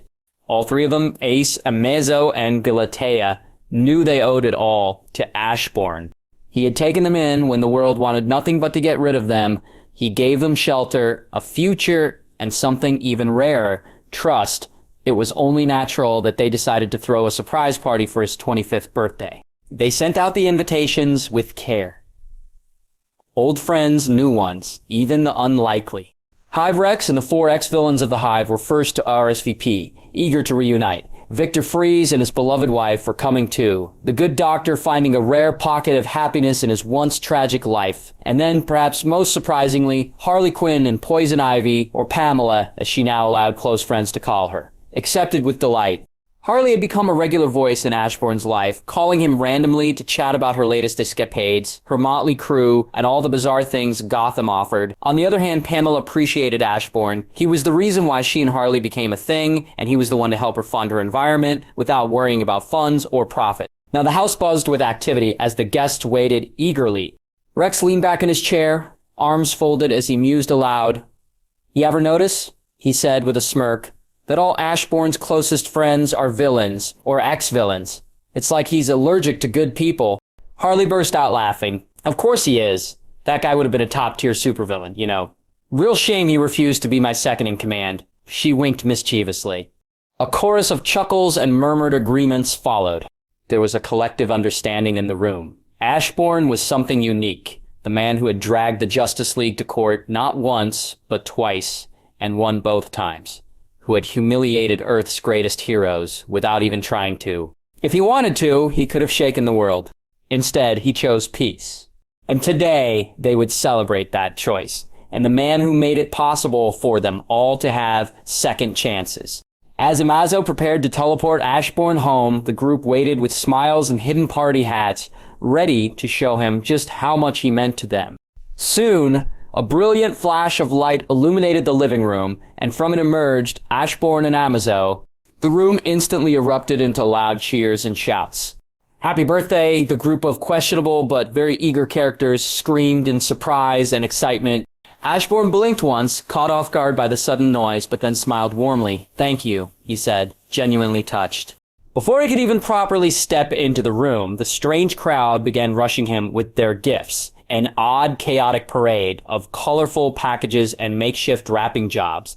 Among the pile of presents, one stood out above all. Harley Quinn, with a proud, mischievous grin on her face, dragged forward a large, velvet-lined case. Pamela followed with a slightly more subdued, but equally pleased expression. With a theatrical bow, Harley flung the case open. Inside was a stunning set of antique daggers and swords, each weapon gleaming with dozens of embedded gems that shimmered under the house lights. "Ta-da!" Harley cried. "Got 'em from Gotham's museum. Don't worry, Ashy. I made sure to cover my tracks real good. You can keep 'em without a worry." Rex, standing nearby, looked absolutely horrified. His jaw dropped as he stared at what could only be described as a priceless historical treasure, now sitting casually in Ashbourne's living room. And then he witnessed the unthinkable. Ashbourne smiled, entirely unfazed, and thanked Harley warmly. "It's a very thoughtful gift. Thank you, Harley, Pamela." Rex was still frozen in place, looking like he was about to have a stroke, when he overheard Bill Numerous grinning and whispering to the others, "Maybe we should have gone back to crime for a day. Could have gotten a better gift." The others nodded along in agreement, completely serious. Even the stoic Victor Fries seemed to give a faint, almost regretful nod, as if pondering what relic he could have stolen to top Harley's contribution. T, noticing the expression of pure horror on Rex's face, sidled up to him with a teasing grin. "Uncle Rex," she whispered, "if you want, we can go on a museum heist together. Just the two of us. Bet we can bring even better stuff." Rex flinched backward immediately, waving his hands. "No! No way! I'm not a criminal." T sighed dramatically, shaking her head. "You're no fun. Skipping out on a heist." The whole room burst into laughter at that, a chorus of ex-villains finding endless amusement in Rex's honest terror. Ashbourne leaned back slightly, watching the scene unfold with clear amusement in his eyes. This chaotic, ridiculous, and bizarre as it was the life he had built. A family of people who once had no place, now laughing and teasing like any ordinary group of friends. As the party rolled on, with food being passed around, glasses clinking together, and stories being shared, an odd ripple of energy suddenly passed through the room. And then in an instant, every single person, from Rex to Harley to T, transformed into gorillas. Massive, hairy, confused gorillas, except for Ashbourne and Amazo, who stood exactly as they were, blinking at the sudden change. The entire room fell into stunned, confused silence, broken only when Gorilla Harley let out a loud, baffled screech, and Gorilla Rex looked down at his new, hairy arms in absolute horror. Ashbourne sighed, then chuckled. So much for a quiet birthday. Pamela, blinking confused and adjusting to her newfound massive gorilla form, grunted out, "Why did we become like this?" Amazo, standing perfectly unaffected, answered in a voice. "A wave of energy has traversed the area. It has transformed your DNA into that of an ape. You are not the only ones affected. The wave is currently sweeping across the entire world, turning all humans into apes." There was a beat of stunned silence among the fur-covered group. Then Amazo turned to Ashbourne. "Should I trace the source and neutralize it?" Ashbourne stared down at the floor for 2 long seconds before shaking his head. "No need. The Justice League are already on it. You'll all be back to normal soon." Gorilla T stomped forward, her large hands balled into fists, her furry brow furrowed. "How soon are we talking? It's disgusting to be like this." Ashbourne gave a small, amused smile. "Give it a minute." And just as he said, slowly but surely, the transformation reversed. One by one, fur receded, limbs shrank, and human faces replaced ape-like ones. The group exhaled collectively in relief, shaking off the bizarre experience as best they could. Harley, brushing a few lingering imaginary hairs off her shoulder, turned to Ashbourne with a curious look. Hey, how come you didn't get all monkey-fied, huh? Hey, Emizo said it affected all humans. Harley paused, then her eyes widened dramatically. She pointed an accusing finger at Ashbourne. You're not human! Instantly, every head in the room whipped toward Ashbourne, suspicion filling their faces, except for Ace T and Amiso, who remained calm. Ashbourne sighed. I am human. I just have powers. The energy wave didn't affect me because of that. Rex, still looking at him like he'd grown a second head, stepped closer. Since when do you have powers? Ashbourne chuckled lightly. I've always had them. I just don't use them in my daily life, so no one knew. Rex's eyes widened even more. You've had powers this whole time, and you never thought of telling me. Ashbourne completely unbothered. The fewer people who know, the better. Besides, it's not like I used them. Rex crossed his arms and huffed, clearly irritated that such a major detail had been kept from him. Curious as ever, Dismo asked, so, what can you do? Ashbourne smiled, a twinkle of amusement in his eyes. A few things. Super strength, speed, invulnerability, and a few other tricks. Gizmo narrowed his eyes suspiciously. How strong are we talking? Everyone leaned in slightly, curiosity piqued. Ashbourne's smile widened a bit, and in a teasing, amused tone, he said, hard to say, but if I really give it my all, I'm without doubt the strongest being on Earth. Gizmo rolled his eyes, snorting, yeah, sure, and I can beat Superman with a slap. The room chuckled. Most of them clearly thought Ashbourne was either joking or exaggerating. But Ace and Emizo exchanged a brief glance, and T, standing nearby, shook her head while smiling amused by them. They believed him. They knew better. Ashbourne clapped his hands together lightly, drawing their attention back. Anyway, let's keep this between us, all right? The group all nodded in agreement. A silent pact formed among the former gorillas. Ace's first day at university had been underwhelming. No drama, no interesting things happening, or meeting interesting people, just nothing. To her, it was just a day full of boring lectures and wandering between unfamiliar buildings. But what bothered her most was that she didn't see Courtney anywhere. She had been looking forward to seeing her friend, even carrying a small present to give her, but Courtney never showed. Ace had tried contacting her multiple times, but every call went unanswered. Ace bit her lip nervously. The last time they talked, Courtney had mentioned she was on her way back from Japan and she will be there in a few hours at most, and then radio silence. Amazo, walking beside her as they exited the campus grounds, noticed her growing frustration. If she's busy, she'll contact you later, he said with a casual shrug. Heroes get caught up sometimes. But Ace wasn't having it. She immediately pulled out her phone and dialed Ashbourne. Dad, she said. The moment he answered, can you find Courtney for me? I'm getting worried. Ashbourne's voice, calm as always, replied, she's probably busy saving people or something. No need to worry. Dad, please find her for me, Ace said, her voice pleading. Ashbourne sighed on the other end, but didn't refuse. Within moments, he spread his shadows across the globe, searching through every crack, every hidden place. A minute later, he returned with the answer, she's fine, Ace. She's inside the Earth's core, a land called Skartaris.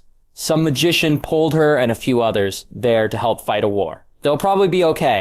He paused, then added in a more serious tone, if you really can't sit still, the path is in the North Pole. If you go, make sure your brother stays with you. Ace beamed. Thanks, Dad, you're the best. She hung up and turned toward Amiso, a wide grin stretching across her face. Amiso sighed in resignation. Without a word, he moved closer, wrapped an arm securely around her, and teleported them both away. The freezing cold of the North Pole immediately assaulted them. Or it would have, if not for Amiso's barrier enveloping them in a protective bubble of warmth. Scanning the icy surroundings, Amiso quickly pinpointed the entrance Ashbourne had spoken of. Without hesitation, he flew forward, carrying Ace with him toward a cavern that seemed to lead into the very earth itself. Minutes later, they emerged into an entirely different world. Lush forests and towering mountains stretched below them. Dinosaurs, real living dinosaurs, roamed freely across the landscape. Amiso's scanners swept the region, locking onto a large mountain fortress where primitive humans seemed to have established a settlement. The two of them descended toward it. As they neared the stone gates, the humans spotted them. Immediately, a shot went up, and weapons, spears, bows, and crude clubs were raised defensively. Ace stepped forward, holding up her hands. I'm just here looking for my friend, she called out. The barbarians either didn't understand her or didn't care. They surrounded the two newcomers, ready to strike. Ace sighed and turned to Amizo. Please? She asked, sweetly. Amaso nodded. With a simple gesture, he released a controlled wave of energy, knocking every attacker unconscious without causing any real harm. Ace walked forward confidently, Amazo right behind her. The two approached a large central hut. Even as more wary humans began to emerge from nearby structures, some wounded, some armed, at the forefront stood a fierce-looking barbarian man and two women by his side. They were clearly alarmed by the newcomers, tense and ready to defend. But then a familiar voice rang out, Ace, Amazo. Ace turned to see Stargirl, Courtney, rushing out from the central hut, her staff in hand, looking both surprised and relieved. Ace grinned brightly. You didn't meet me like we agreed, she said, hands on her hips. And you didn't answer my calls, so I came to check on you. She added with a teasing wink, and Dad made Amazo follow me, extra protection and all. Amazo raised his hand in a casual greeting. Hi, he said simply. Stargirl nodded lightly in response, her expression mixed with relief and confusion. I thought Ashbourne was way stricter than my dad, she said, raising an eyebrow. How come he allowed you to come here? Ace grinned mischievously. I'm an adult now. Besides, Amazo's here, so I'm totally safe, she said, throwing a thumb toward her brother. Then she added, your turn. How did you end up here? And do you need help getting out? But Stargirl didn't answer immediately. Instead, she turned around to face the barbarians and called out, these two are friends. The leader of the barbarians, a towering man with a piece of white cloth covering his lower half, stepped forward. Did they harm my people? He asked gruffly. Amazo answered calmly. They're only unconscious. I didn't use more power than necessary. The barbarian leader studied him for a moment, then nodded. He gave a sharp command, and a few warriors rushed off to check on the fallen. Meanwhile, he gestured for Ace and Amizo to follow him inside the main hall. Seated around a long table made from old wood and bones, the leader began to explain again. He spoke of Demos, an evil magician who had started gaining power recently. According to the leader, Demos had found ways to pull weapons from the outside world, technology and tools that didn't belong in Skartaris. His goal was simple, to conquer the land and enslave all who lived there. That's why we pulled heroes from your world, the leader said gravely. We need all the help we can get. Ace looked around the hall, her eyes scanning the others present. There was Stargirl standing proud next to her stepfather, Pat, a Green Lantern. Not Hal Jordan, but someone else, a man with black skin. And Supergirl stood near the back, arms crossed, her sharp gaze focused almost solely on Ace and Amaso. Ace noticed the hostility, but brushed it off. She tilted her head and said, well, lucky for you, Amazo and I are here now, too. We'll lend a hand. She added, the faster we finish this, the better. So, where's this Demos guy? Amazo can probably bring him down before he knows what had hit him. Amazo, for his part, didn't object. He merely nodded lightly, already calculating possibilities. The leader, however, shook his head. Demos's magic is powerful, he warned. Taking him down won't be that easy. Stargirl smirked and gave a confident shrug. I don't know about that, she said. Amazo's probably the strongest being on Earth right now. I doubt some magician's gonna put up much of a fight against him. The Green Lantern, more cautious, chimed in. It's better to stay careful, gather more information before we jump into battle. Ace shrugged easily. Fine by me, she said. A little extra time here isn't the worst thing. Satisfied with the agreement, the barbarian leader decided to take them to see something important, the real reason Demos had been stirring so much trouble. He led them through winding paths inside the mountain, through an ancient cavern guarded by people, and inside it a giant door. The barbarians opened the door, and behind it was a giant rock, glowing sickly green. It didn't take long to recognize it. It was a massive chunk of kryptonite. Supergirl fell to the ground instantly, prompting the Green Lantern to close the door quickly. Barely moments after they discovered the massive chunk of kryptonite, a black leopard darted into the cavern, alarming everyone. The sleek beast skidded to a halt, its body shimmering with strange magic. Before their wide eyes, the leopard transformed into a woman draped in animal skins, who stumbled forward. Before she hit the ground, the barbarian leader rushed to catch her. With a raspy breath, she whispered, Demos is here. Then she lost consciousness. The tension in the room exploded. The group rushed outside, weapons and powers ready, only to find a full army gathering at the mountain's base. Hundreds, maybe thousands of lizard-like humanoids, each armored and wielding weapons, both ancient and high-tech, stood in neat, disciplined rows. Among them were advanced laser cannons mounted on beast-drawn carriages, gleaming menacingly in the strange light of Skartaris. The barbarian leader screamed, prepared to fight, as his people scrambled to defend their home. Ace stood calmly at the front, scanning the sea of enemies. She pointed toward a figure clad in red clothes, sitting atop a horse. "That guy," she said to Amazo, her voice steady. "Looks like the leader, Demos." Amazo's eyes glowed faintly as he scanned the battlefield. He nodded. "He's giving orders." Ace grinned slightly. "You grab him. I'll deal with the army." Amazo gave a slight nod. The leader turned to them, confused by their casual conversation amidst the tension. But before he could speak, Ace stepped forward. Her eyes flared with a golden, intense light. She stared down the assembled army, and almost immediately, the lizard soldiers froze. Screams erupted across the battlefield as they clutched their heads. Then, one by one, they dropped to the ground, unconscious. At the same moment, Amazo teleported with a flicker of energy, appearing in the middle of the lizard army. He seized Demos, who barely had time to react, before slumping unconscious from Amazo's grip. In the next heartbeat, Amazo teleported back, dropping the limp magician at Ace's feet. Ace smiled casually. "Easy and quick," she said, brushing imaginary dust off her hands. The barbarian leader, the warriors, and even the Justice League members stood stunned. No one had expected the battle, a war they had braced for with blood and iron, to end in mere seconds. Courtney swallowed hard, her heart thudding. She knew Ace's glares were scary, but years of friendship somehow managed to make her forget that. This was a stark reminder. The leader recovered first, roaring triumphantly, "We have won. Capture and tie our enemies." The warriors, still in a daze, erupted in cheers and quickly rushed to follow orders, moving to secure the unconscious lizard soldiers. Ace turned toward Courtney, a small sheepish smile playing on her lips. "Sorry for stealing your thunder," she said. "I just didn't want this to get messy or to stay here longer than necessary." Courtney chuckled, brushing a strand of hair behind her ear. "Why not join the hero line of work?" she teased. "We could be partners." Ace shrugged lightly. "Not interested. I like civilian life," she said.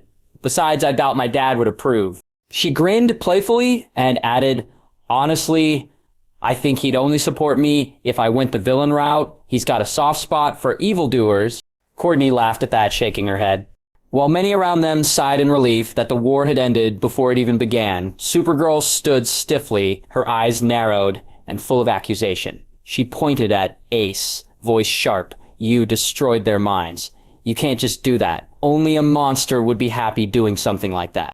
Ace didn't reply. She merely turned to Courtney, her expression flat. "What's wrong with her?" she asked calmly. Courtney smiled knowingly and replied, "She's just salty. She couldn't show off.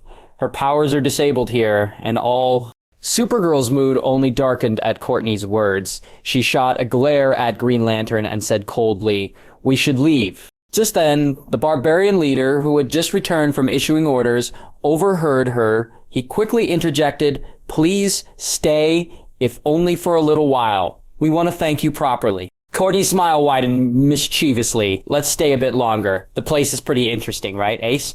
Ace looked around the primitive yet magical surroundings, the forest, the hidden cities built into mountains. After a moment, she shrugged. "Fine. I can stay. Makes no difference." Green Lantern, however, crossed his arms and said firmly, "We need to talk about that kryptonite rock before we leave. That thing can't stay here." The group naturally split after that. Ace, Courtney, and Pat headed back inside the fortress to chat and relax, while Green Lantern followed the barbarian leader to discuss the dangerous glowing rock. Supergirl remained standing alone, simmering with barely contained anger. After a few moments, she turned and stormed off, disappearing toward a nearby stone wall overlooking the sprawling forests. Amazo, who had been following Ace at first, noticed the synthetic mind, debated the situation for a moment before he spoke up to Ace. "I will scan the Earth's core while we are staying here." Ace nodded absently, waving him off as she continued inside with Courtney and Pat. Meanwhile, Supergirl sat on the wall, arms wrapped around her knees, gazing down at the endless greenery below. When she heard footsteps approaching, she turned slightly, only to look away immediately in distaste when she saw it was Amazo. Without a preamble, Amazo asked, "Why are you hostile toward me and Ace? I don't believe we have had any confrontation since my return to Earth." Supergirl clenched her jaw. "You are asking after what she has done," she replied. "Ace just knocked them out and no one is harmed permanently, and you have been hostile toward us even before that." Amazo added, "Why do you care?" Supergirl snapped at him. Amazo spoke thoughtfully.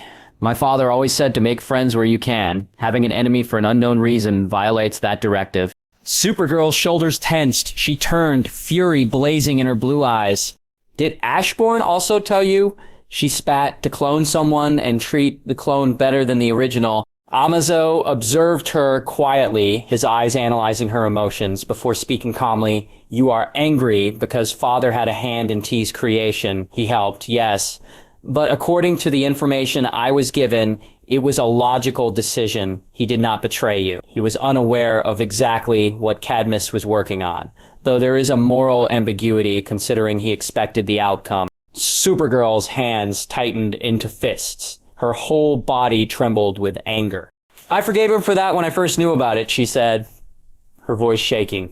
"But he knew how hurt and angry I was about having a clone, and he still went on and invited her into his home. Even if he wanted a mother for you, he had to pick my own clone and say it in my face." And Masso tilted his head again, clearly confused by her assumption. "There is a misunderstanding you have," he said plainly. "T is not taken in as our mother, nor as a sibling, for that matter." Supergirl narrowed her eyes at Amazo, her voice dripping with disbelief. "Oh, right," she said sarcastically. "And what is she then? Your nanny?" Amazo answered, without hesitation. "She was our chauffeur. Her job was to take us to school in the morning, bring us back afterward, and drive us on outings and shopping days." Supergirl scoffed loudly, crossing her arms tightly over her chest. "As if I would believe that," she snapped. "She's living with you, isn't she?" Amazo nodded without any sign of shame or discomfort. Her identity is sensitive. She had nowhere else to go. It was also more convenient to keep her around. Father had a hand in her creation, and the choice to walk away from Cadmus's orders, regardless of the circumstances, he held a direct responsibility for her and chose to help. Supergirl hesitated, confusion flashing across her face for the first time as she recalled her clone words. She has never forgotten the Watchtower fight. She didn't expect such a straightforward answer. And Mazo, seeing her reaction, continued, "Father was right. He suspected you stopped dropping by and cut all ties because you hated that your clone was being helped by him." Supergirl felt like the ground under her shifted. Her lips parted slightly, stunned. "You telling me," she said slowly, "the reason the clone didn't kill me was because of Ashbourne?" Amazo nodded. "I don't know the exact details, but yes, he convinced her to walk away from killing you and from destroying the Watchtower." Supergirl blinked rapidly, her mind racing, and she asked, "The two of them, they had no relation or intention besides Ashbourne giving her a place to stay and a job?" Again, Amazo nodded without hesitation. He paused for a moment before adding, to keep things clear, "Father and T had no relation beyond that. He only wanted to help. He bore no malice toward you. At all. And I assure you, T is her own person now." Supergirl barely had time to process that when Amazo continued, "But over time, she changed. And even 2 months ago, she and Father grew closer, went on a date together. You don't need to worry about her coming after you or trying to take your place." With that, Amazo turned around and left, believing he had clarified the misunderstanding and set things straight. Supergirl remained seated on the wall, staring at the forest without seeing it. A sensation like ice water poured over her head, chilling her to the bone as realization dawned. Galatea lied to her. The clone had lied back then, manipulated her, twisted the truth, and she wasn't clear enough with Ashbourne to fix the mess before it grew. For a brief second, guilt prickled her chest, but it was washed away almost instantly by something much stronger. Fury. A deep, burning fury erupted from within her, hotter and more consuming than anything she had ever felt before. Galatea had lied. Galatea had taken her place. Galatea had wormed her way into the life Supergirl thought she lost. Everything that had gone wrong, the broken bond, The loneliness, the silent resentment, all of it now had a face. Supergirl stood up slowly, her fists clenched so tightly, her knuckles turned white. There was only one thought ringing in her head now, clear and loud. Galatea will pay. 2 hours later, after much discussion and consideration, the group made their decision.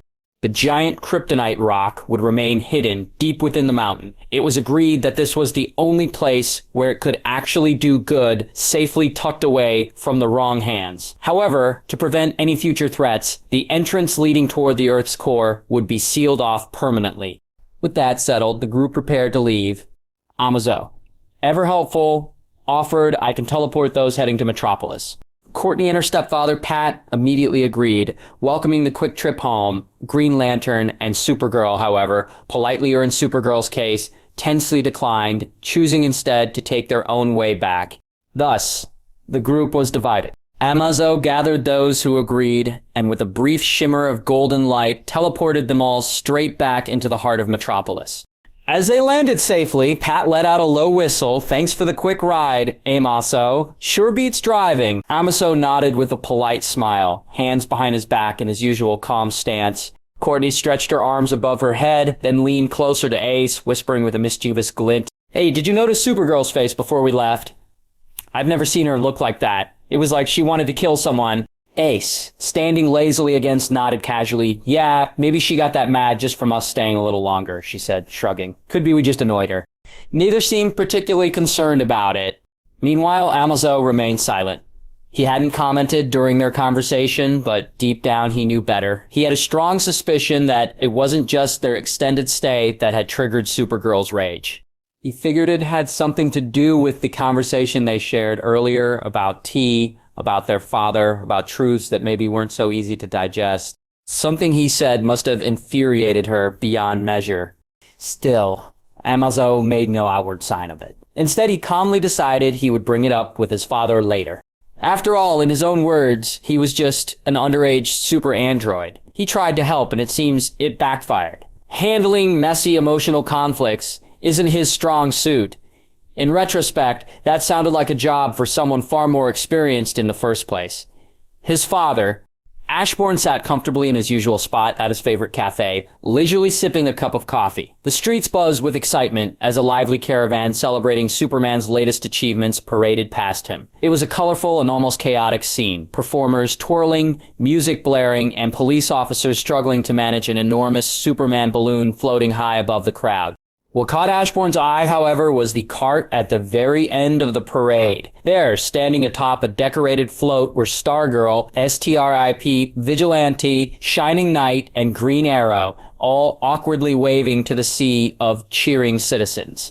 Ashbourne raised a brow at the sight. Superman unavailable, so they send these 5 instead. It looked more like a last-minute school play than a grand tribute to the Man of Steel. As if on cue, a small child sitting near him loudly complained, "They're not even bringing the good ones." Ashbourne chuckled quietly into his cup. Smart kid.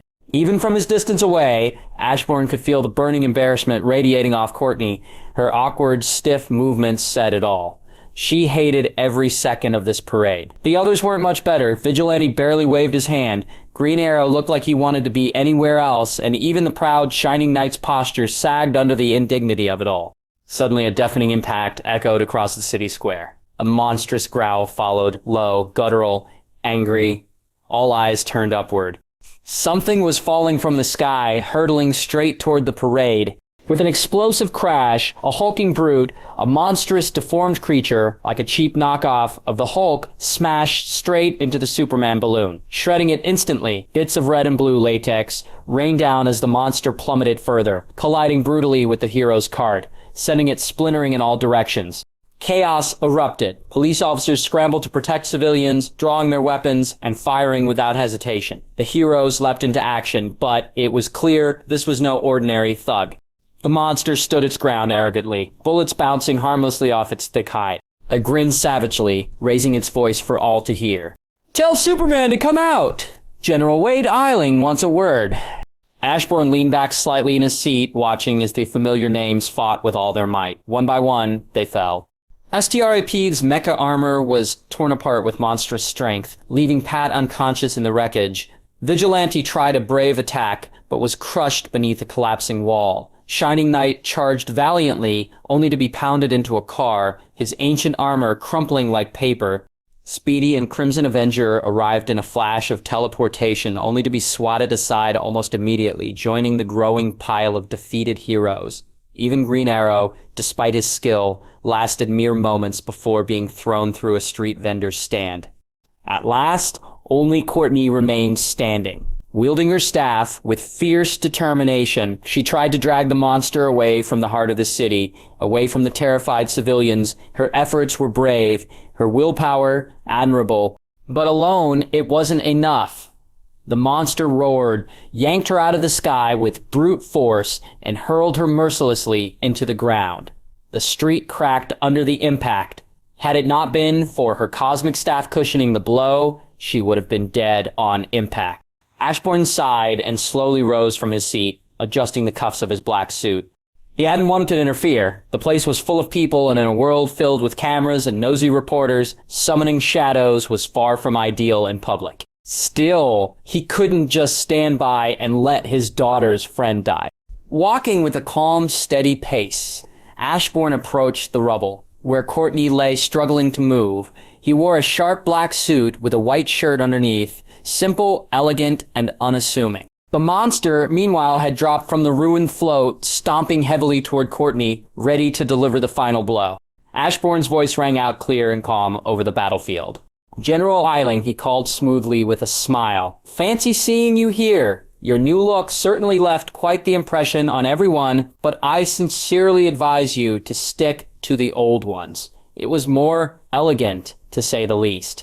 The monster, once General Wade Eiling, turned slowly toward the newcomer, confusion briefly flickering across his mutated features. The hulking monster turned its mutated head toward the calm figure standing before him. Recognition flashed in his bloodshot eyes. Ashbourne Black, the monster rumbled, his voice low and gritty. I didn't expect to see you here. Didn't take you for one to enjoy this kind of parade.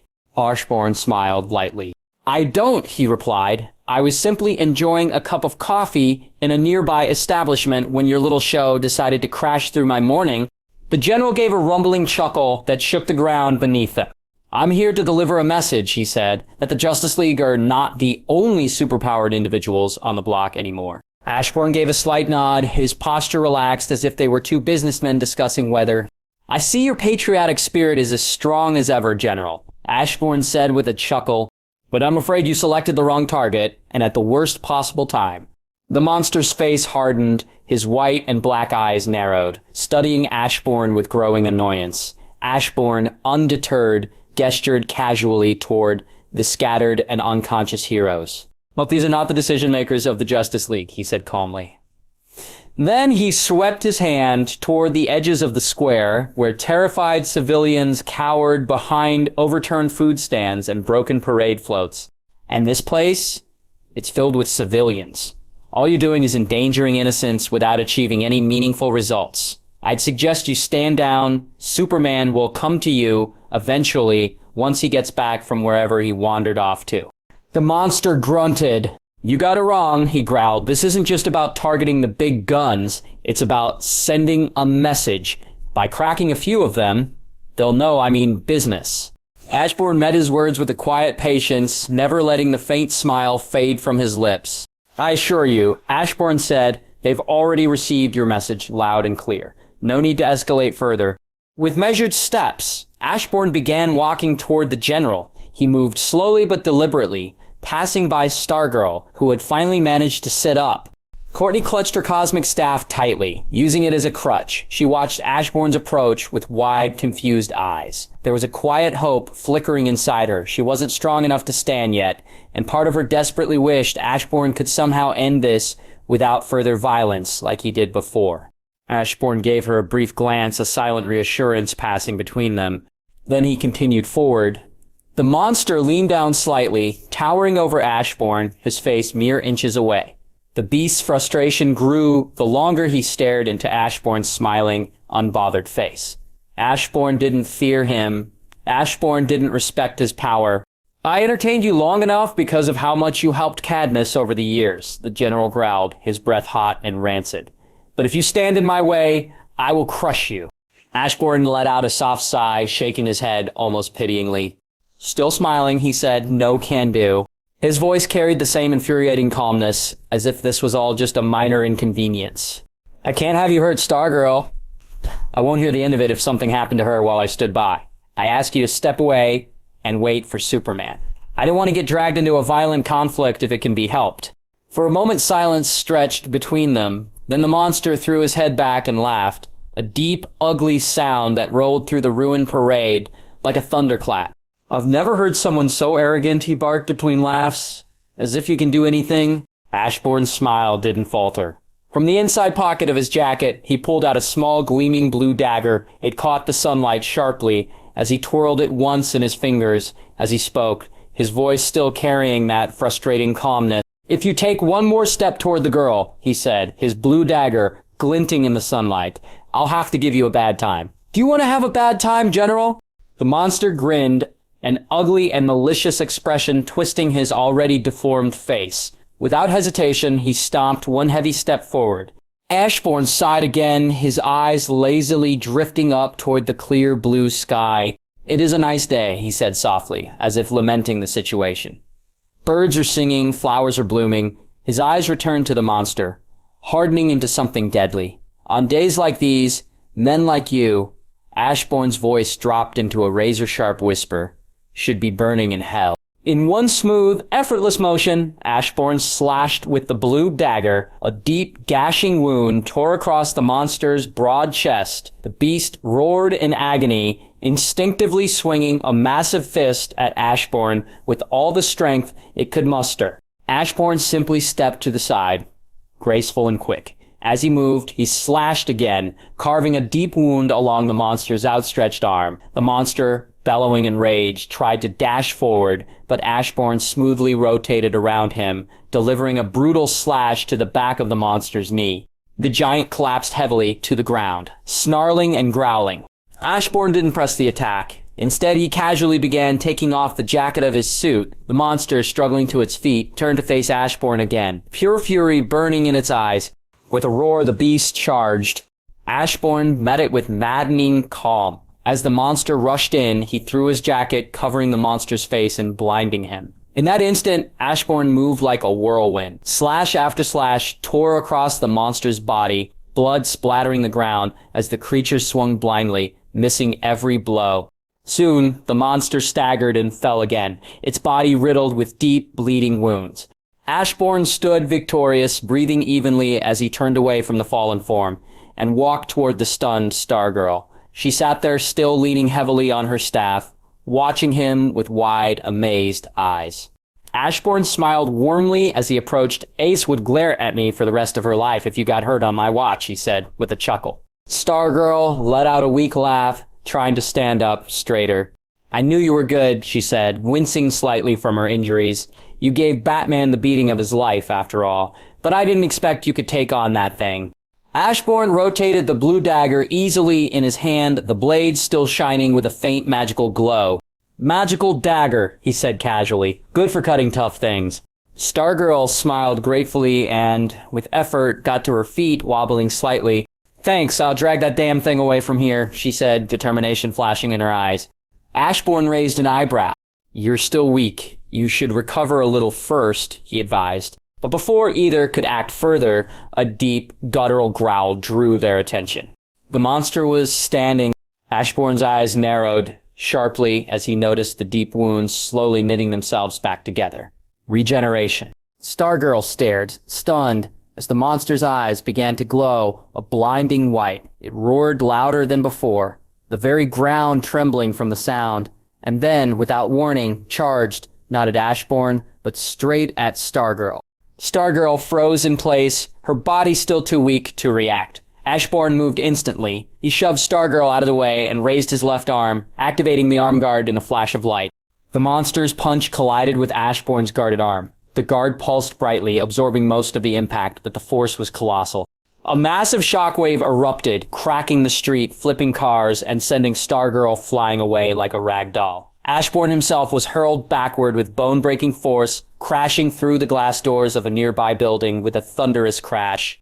Meanwhile, the monster staggered back a few steps, momentarily dazed. Inside the building, Ashbourne stood up quickly. He quickly scanned his surroundings. It was a deserted venue hall. No civilians, no cameras. The monster charged after him, fists raised for another brutal assault. Ashbourne smiled as he extended his hand, blocking the blow with ease. The entire floor cracked beneath their feet, the impact shattering the tiles and sending dust billowing up around them. The monster's eyes widened with confusion and shock. As Ashbourne's smile turned predatory, his eyes glowed with sinister purple light. In the next instant, Ashbourne slashed faster than the eye could follow.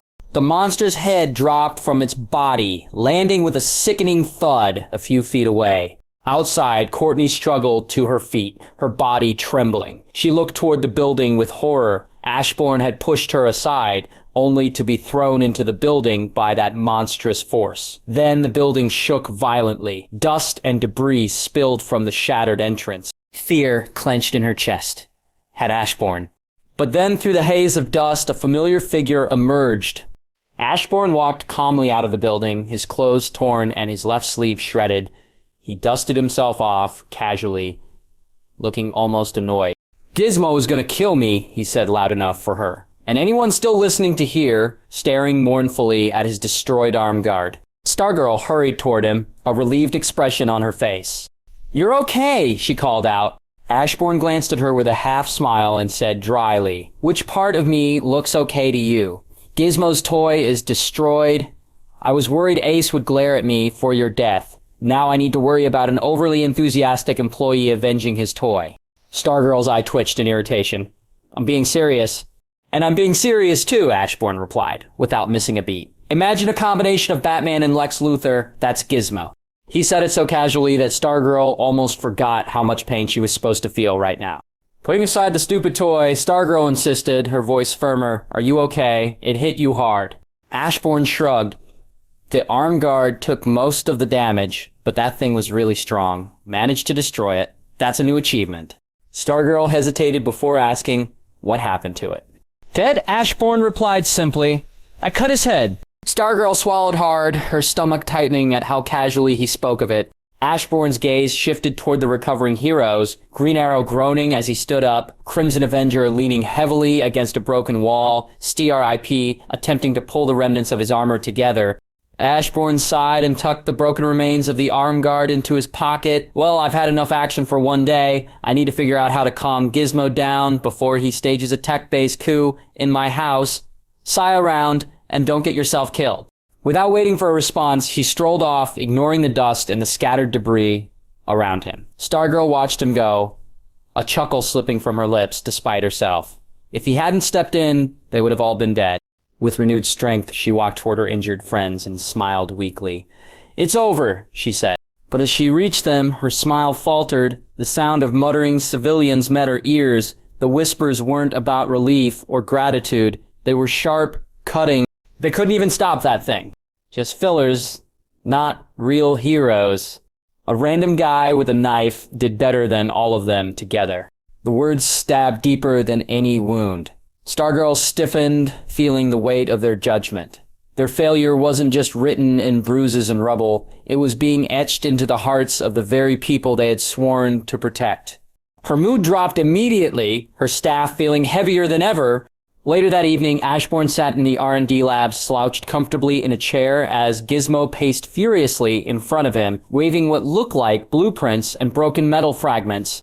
"You're lucky to even be alive." Gizmo snapped for what felt like the 10th time. "Do you have any idea how hard it is to create an arm guard that can withstand that level of impact? And you," he jabbed a finger toward Ashbourne, "you just let it get destroyed." Ashbourne said nothing, simply nodding occasionally as the small genius ranted on. He didn't object, didn't argue. He could see the passion burning behind every furious word Gizmo threw at him.